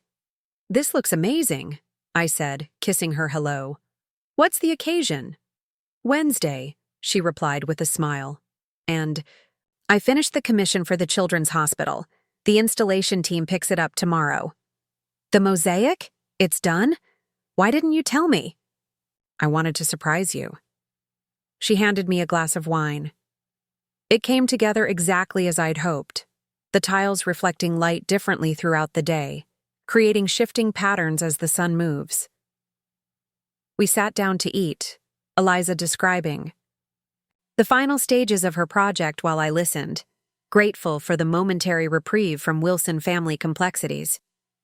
Her work always grounded me, tangible, authentic, created for the pure joy of adding beauty to spaces where healing happened. After dinner, we sat side by side on the porch swing, listening to the gentle percussion of rain on leaves. The scent of wet earth and the neighbor's jasmine created a cocoon of sensory comfort around us. "So," Eliza said finally, "lunch with your father. Tell me." I described the board meeting, his behavior during the vote, the surprising lunch invitation. "It's like watching someone shed a skin they've worn their entire adult life," I concluded. "Fascinating, but also slightly unsettling." She considered this. People can change, especially after significant loss or upheaval, but the degree of change matters. If it seems too extreme or too perfectly aligned with what you'd want to hear. "You're wondering if it's genuine or strategic." "I'm wondering if you're wondering that," she corrected gently. "Your father built a career on being 3 steps ahead of everyone else.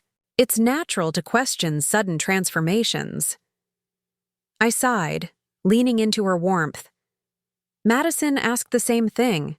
When would the other shoe drop? When would the real Thomas Wilson resurface, tactical and controlling as ever? "And what do you think?" I think. I paused, sorting through my complex feelings. "I think people contain multitudes. That the driven, sometimes ruthless businessman was one authentic version of my father, and that this newer, more reflective person might be equally genuine, a version that existed beneath the surface all along, but never had the space to emerge. Like those seeds that only germinate after a forest fire, Eliza suggested. They're always there in the soil, just waiting for the right conditions. Exactly. The question is whether this new growth is sustainable or just a temporary adaptation to changed circumstances. She squeezed my hand. Only time will answer that. In the meantime, you protect yourself by maintaining healthy boundaries while remaining open to possibility. The following morning, I arrived at the foundation to find a package on my desk, a flat, rectangular object wrapped in simple brown paper. No card, no note, just my name written in familiar handwriting across the front. My father's precise architectural script. I unwrapped it carefully to reveal a framed document I recognized immediately. The original charter for Wilson Investments, dated 27 years earlier.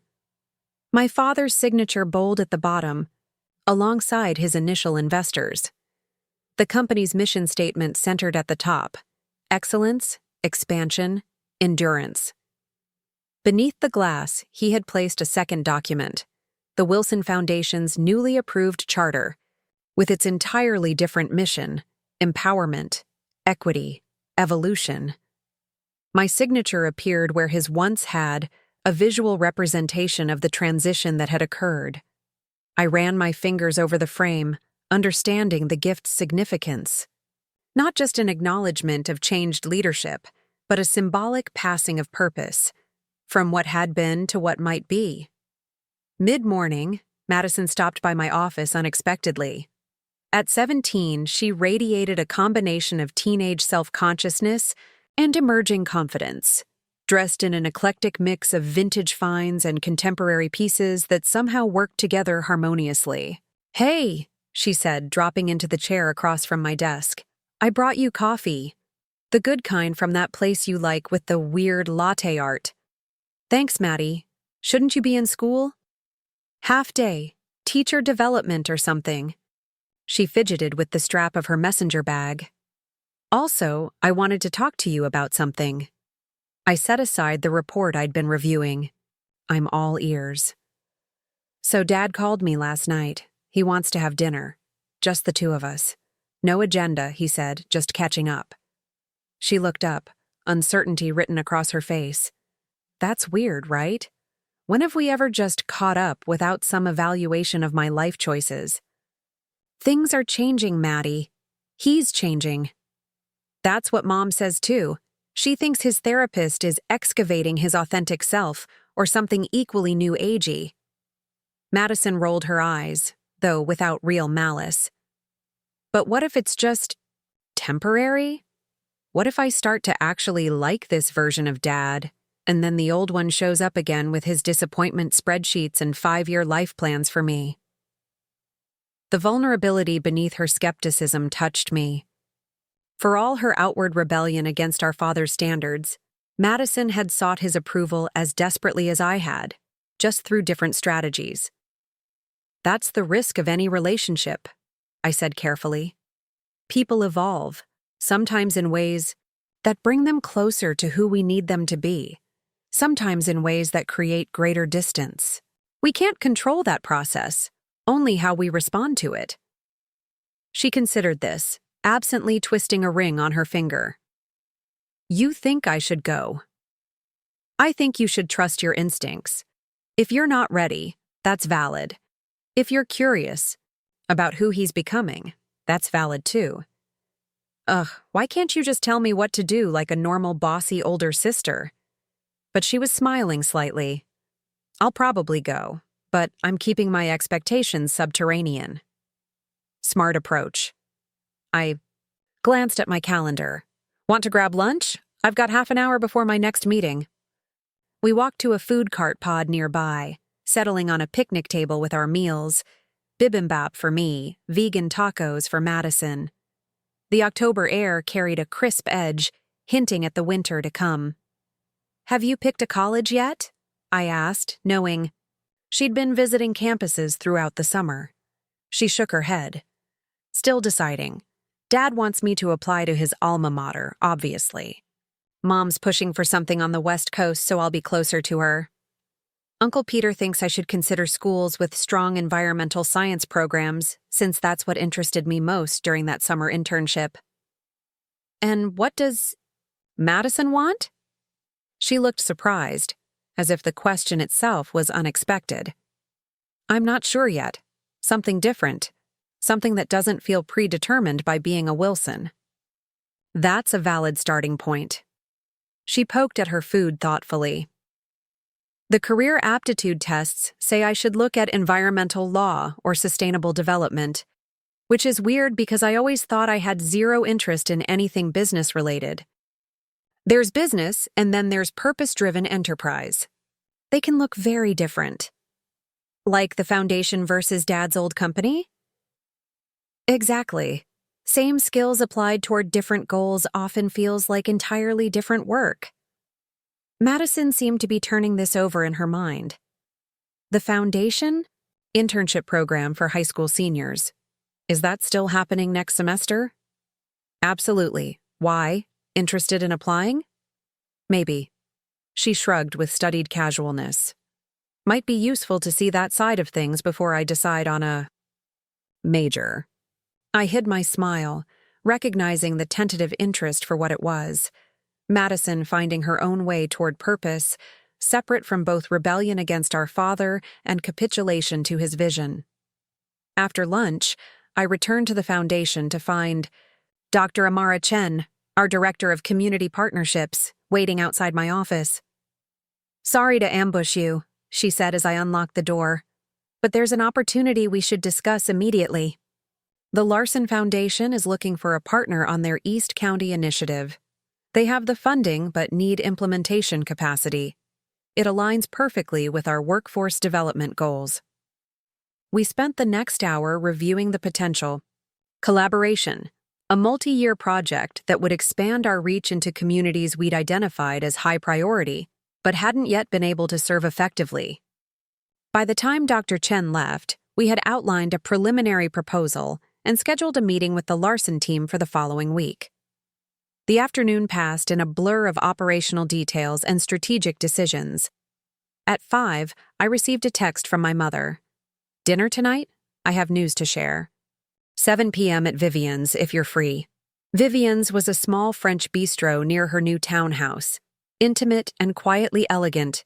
Exactly the type of place my mother had always appreciated, but rarely suggested during her years as Mrs. Thomas Wilson, when dining choices were dictated more by business connections than personal preference.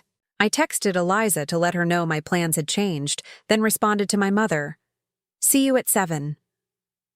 The restaurant was busy when I arrived, but my mother had secured a corner table away from the main traffic flow. She looked different than she had, even a month earlier. Her hair styled in a softer cut that framed her face, her clothing still elegant, but less rigidly formal. The subtle changes combined to create an impression of someone gradually rediscovering herself. You look wonderful, I said, kissing her cheek before sitting down. Thank you. It's amazing what shedding a few outdated habits can do. She smiled, a genuine expression that reached her eyes. I've ordered wine. That Sancerre you introduced me to last time. The waiter arrived with the bottle, pouring 2 glasses before retreating discreetly. My mother raised hers in a small toast. To new chapters, she said. What's your news? I asked after we'd ordered. 2 things, actually. First, I've been accepted into the art history program at Portland State, just as a non-degree student for now, but with the option to apply for the master's program later if I decide to pursue it seriously.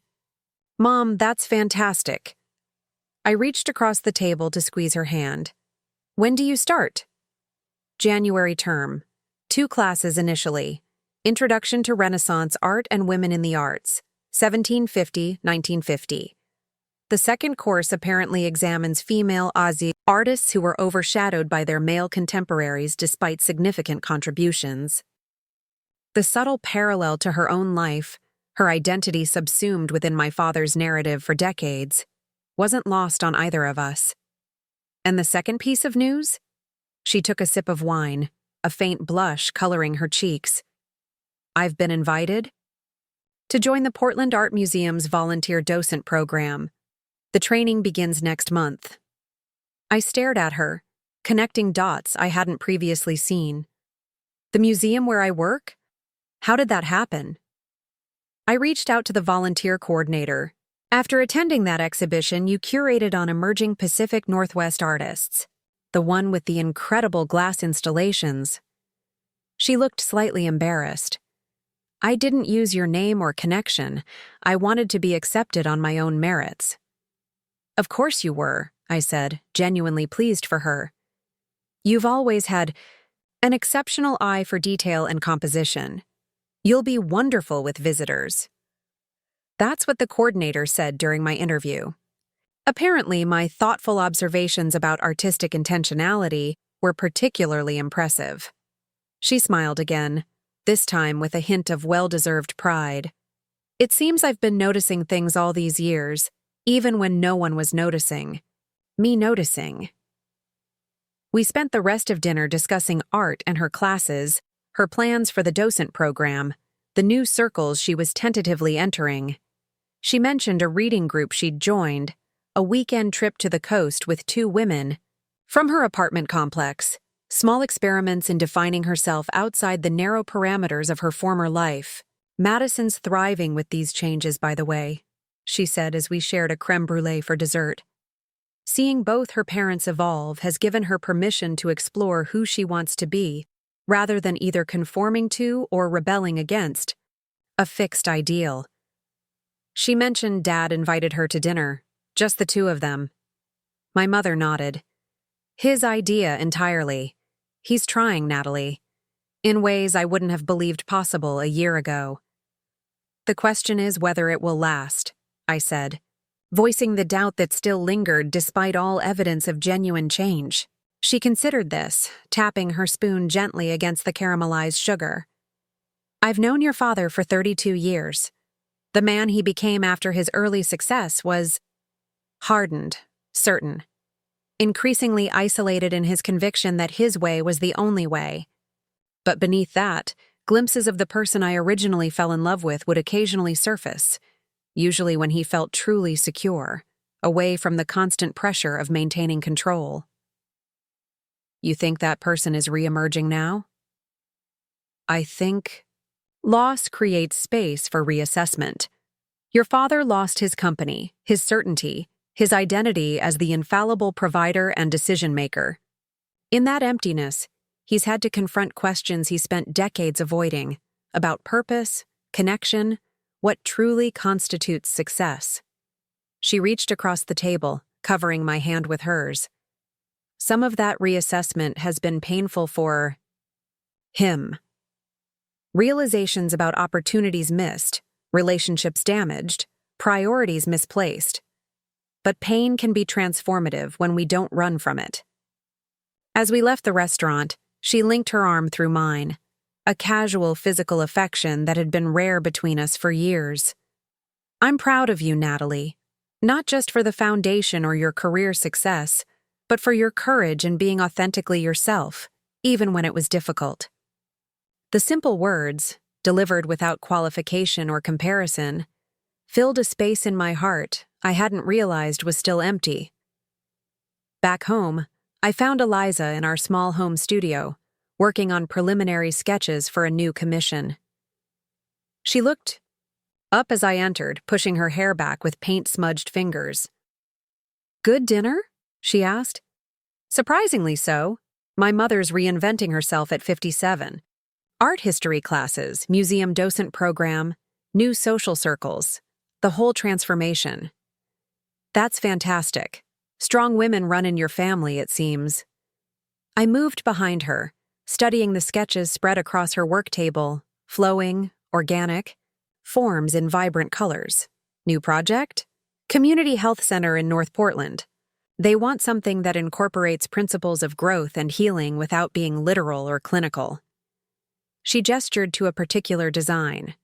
I'm thinking suspended glass elements that change with the light throughout the day, creating different experiences depending on when patients visit. It's beautiful, I said, genuinely moved by the thoughtfulness of her approach. Like visual meditation. That's the idea. She stretched, rolling her shoulders to release tension. How about you? Productive day at Foundation headquarters? Potentially significant new partnership opportunity. And Madison's thinking about joining the high school internship program next semester. Eliza raised an eyebrow. The plot thickens. The younger Wilson enters the family business after all? On her own terms, apparently. And speaking of family, business. I described the framed gift my father had left on my desk, the original Wilson Investments charter paired with the Foundation's new mission. Symbolic, Eliza observed, acknowledging the transition of both power and purpose. That's how I read it, too. She began gathering her sketches, organizing them into a portfolio. You know what strikes me about all of this? How differently things might have unfolded without your grandmother's foresight. I leaned against the doorframe, considering this. If she hadn't created the trust? If I hadn't had the leverage to force change? Exactly. One person's quiet planning created the conditions for an entire family system to transform. Like dropping a stone in still water, the ripples keep expanding outward. Later that night, lying beside Eliza in the darkness of our bedroom, I found myself thinking about ripples, how actions set in motion years or even decades earlier continued to shape present realities in ways both seen and unseen. My grandmother's strategic planning, my father's childhood trauma response, my mother's sublimated creative talents, Madison's emerging sense of purpose, my own journey from compliance to autonomy. Each of us shaped by forces both within and beyond our control, yet each ultimately responsible for how we responded to those forces, what we rebuilt from the materials life provided. What are you thinking about? Eliza murmured, her voice soft with approaching sleep. I can practically hear your mind working. Legacies, I replied. How we inherit them, transform them, and create new ones. How a trust fund I never knew existed somehow catalyzed authentic trust between people who had forgotten how to be vulnerable with each other. She curled closer, her breath warm against my shoulder. The best kind of irony. The best kind of legacy, I corrected gently, thinking of my grandmother's journal entry about wealth without purpose being just numbers changing on a page. As sleep began to claim me, I found myself wondering what ripples my own choices might create.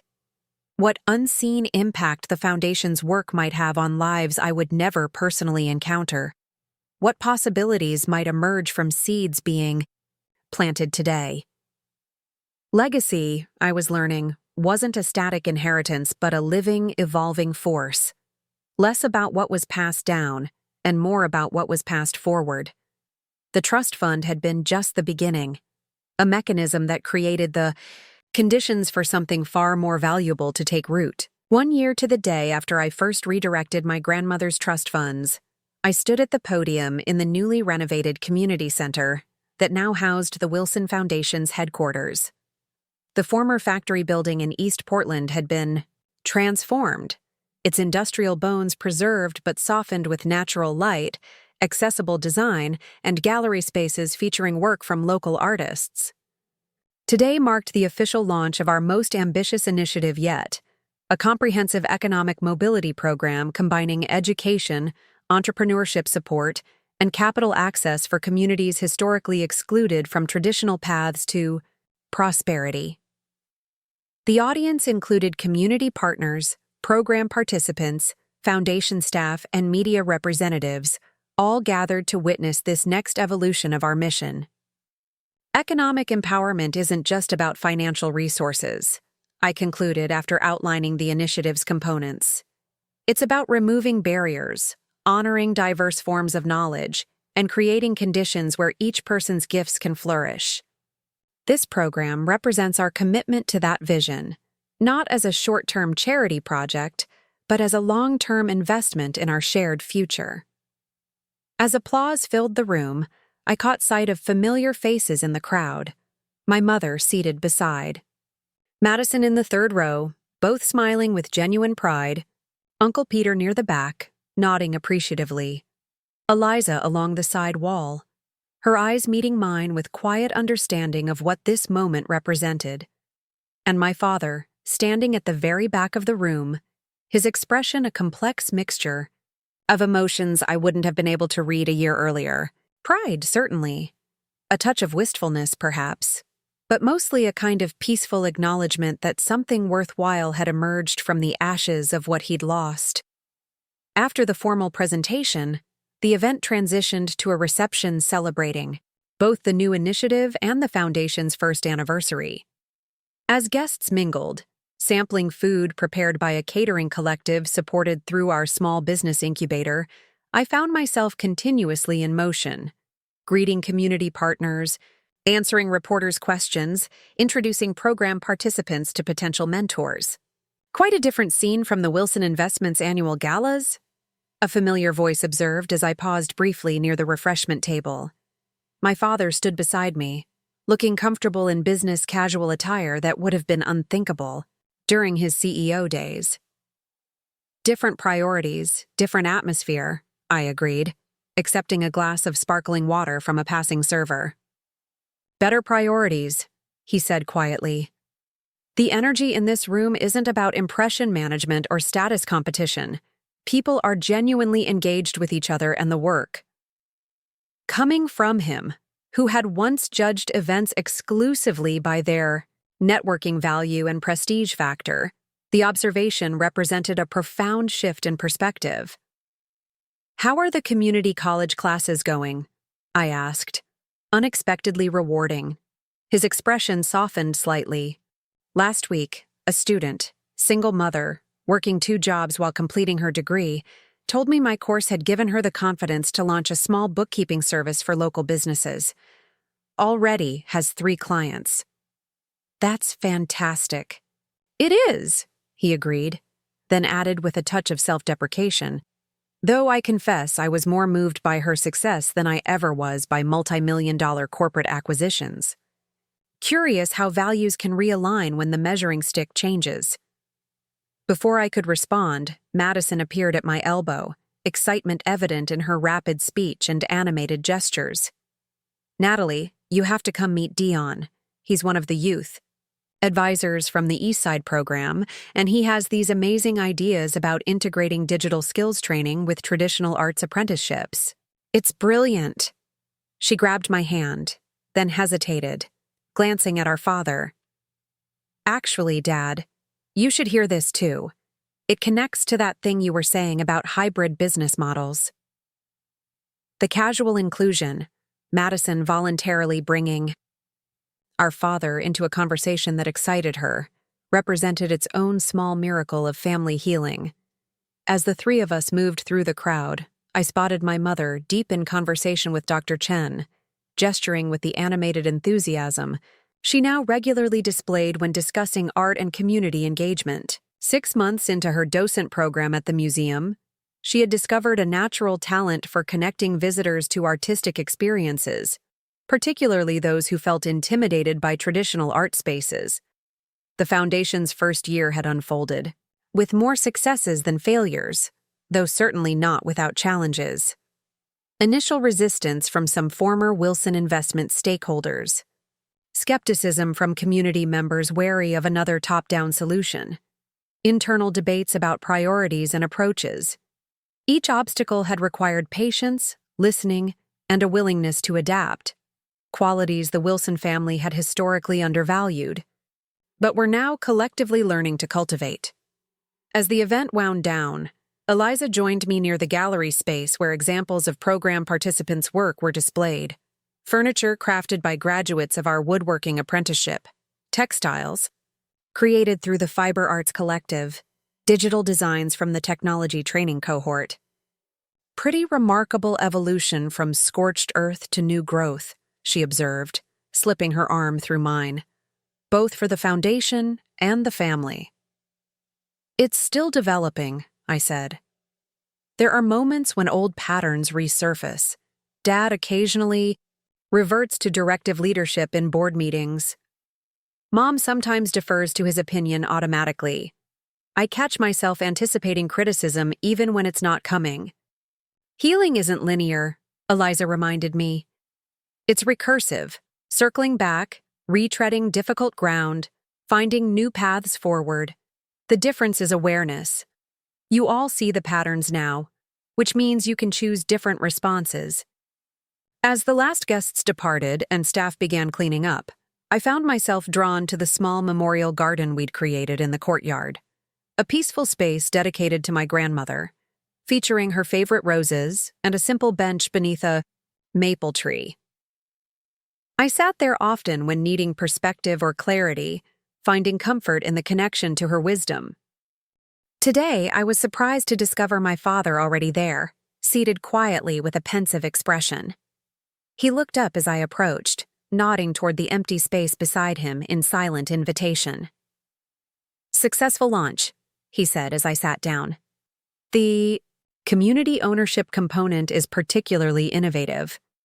That was Madison's suggestion, actually, ensuring participants have equity stakes in the initiatives they help develop. Smart. Sustainability requires shared investment. He glanced at the small plaque honoring my grandmother. She would have appreciated that principle. We sat in comfortable silence for a moment, watching the late afternoon light filter through, maple leaves, casting dappled shadows across the garden. "I've been thinking about your graduation day," he said unexpectedly. "When you received your master's degree in museum studies." The memory surfaced immediately, standing on stage at commencement, searching the audience for my parents' faces, finding only my mother present. My father had been in Singapore, closing an acquisition he'd deemed too important to postpone.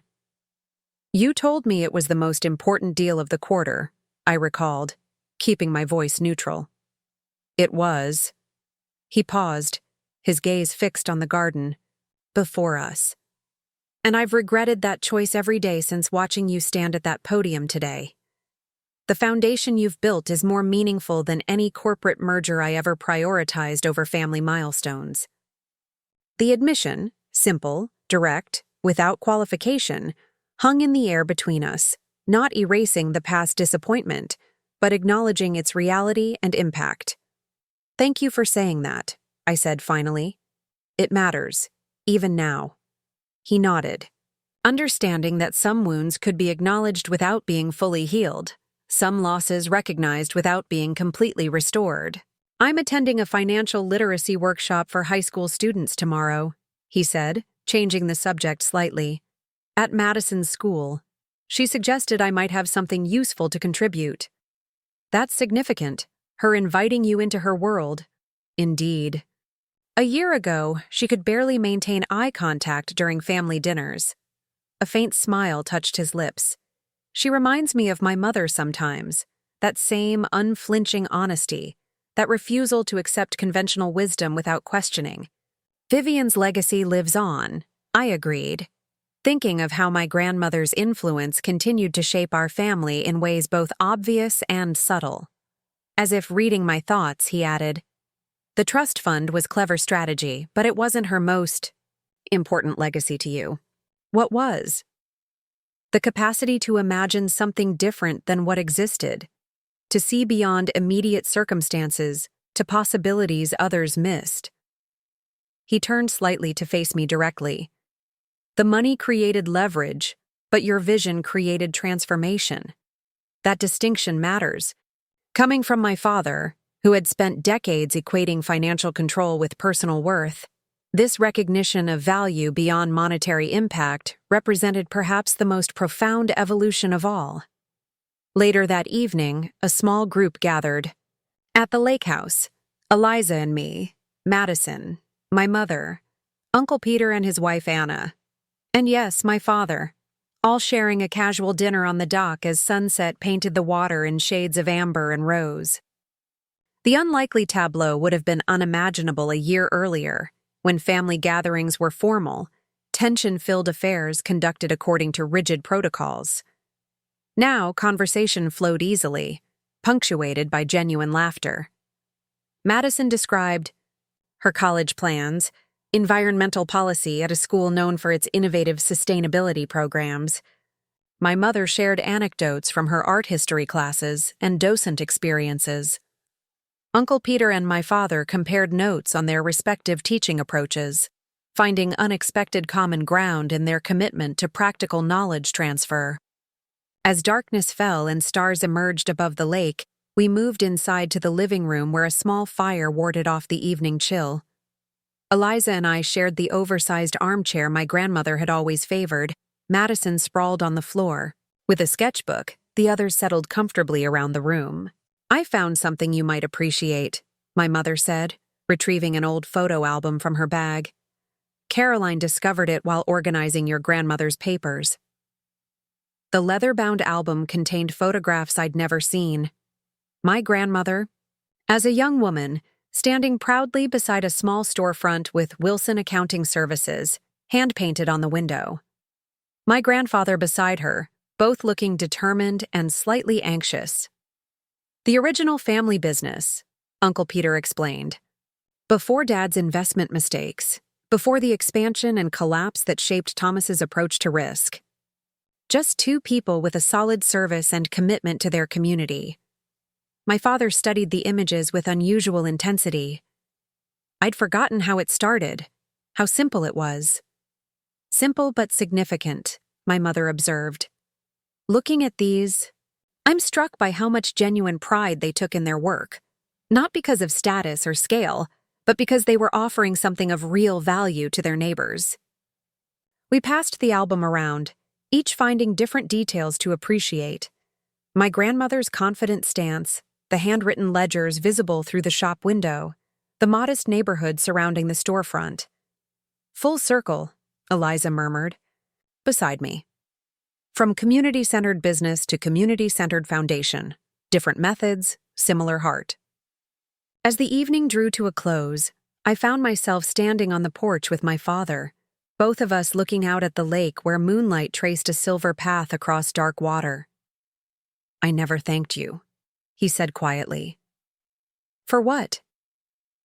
"For not destroying everything. You could have, you know. When you discovered the trust's power, you could have simply pulled the financial foundation out from under Wilson Investments and walked away. Many would have, given the circumstances." "That wasn't the point," I replied. "It was never about destruction."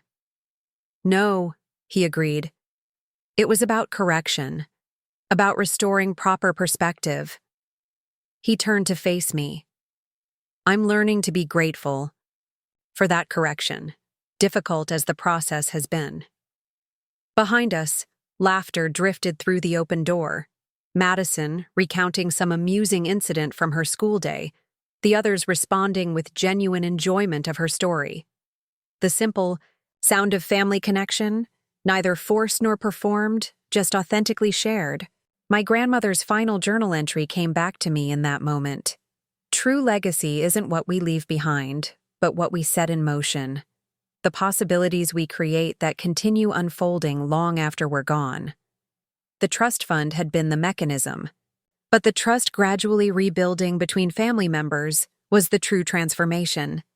Tentative still, requiring continued nurturing, but growing stronger with each honest conversation and respected boundary. I thought about the day my father had said I was no longer welcome, how I'd walked away believing I'd lost everything that mattered. I couldn't have imagined then that his rejection would ultimately lead to liberation, not just for me, but in unexpected ways, for all of us. Some journeys begin with a door closing. Some treasures are only discovered after painful excavation. Some families must break apart before they can reconnect in healthier configurations. The trust fund my father never knew about hadn't just provided financial leverage, It had created the conditions for each of us to discover our own worth beyond the roles we'd been assigned. Standing there beside the man who had once defined my value solely through his approval, I felt the final weight of that dependency lift away, replaced not by bitterness or triumph, but by something more nuanced and ultimately more meaningful. The freedom to define connection on our own terms, to build relationship not from obligation, but from choice. Sometimes the quietest departures lead to the most profound arrivals. Up next, you've got 2 more standout stories right on your screen. If this one hit the mark, you won't want to pass these up. Just click and check them out.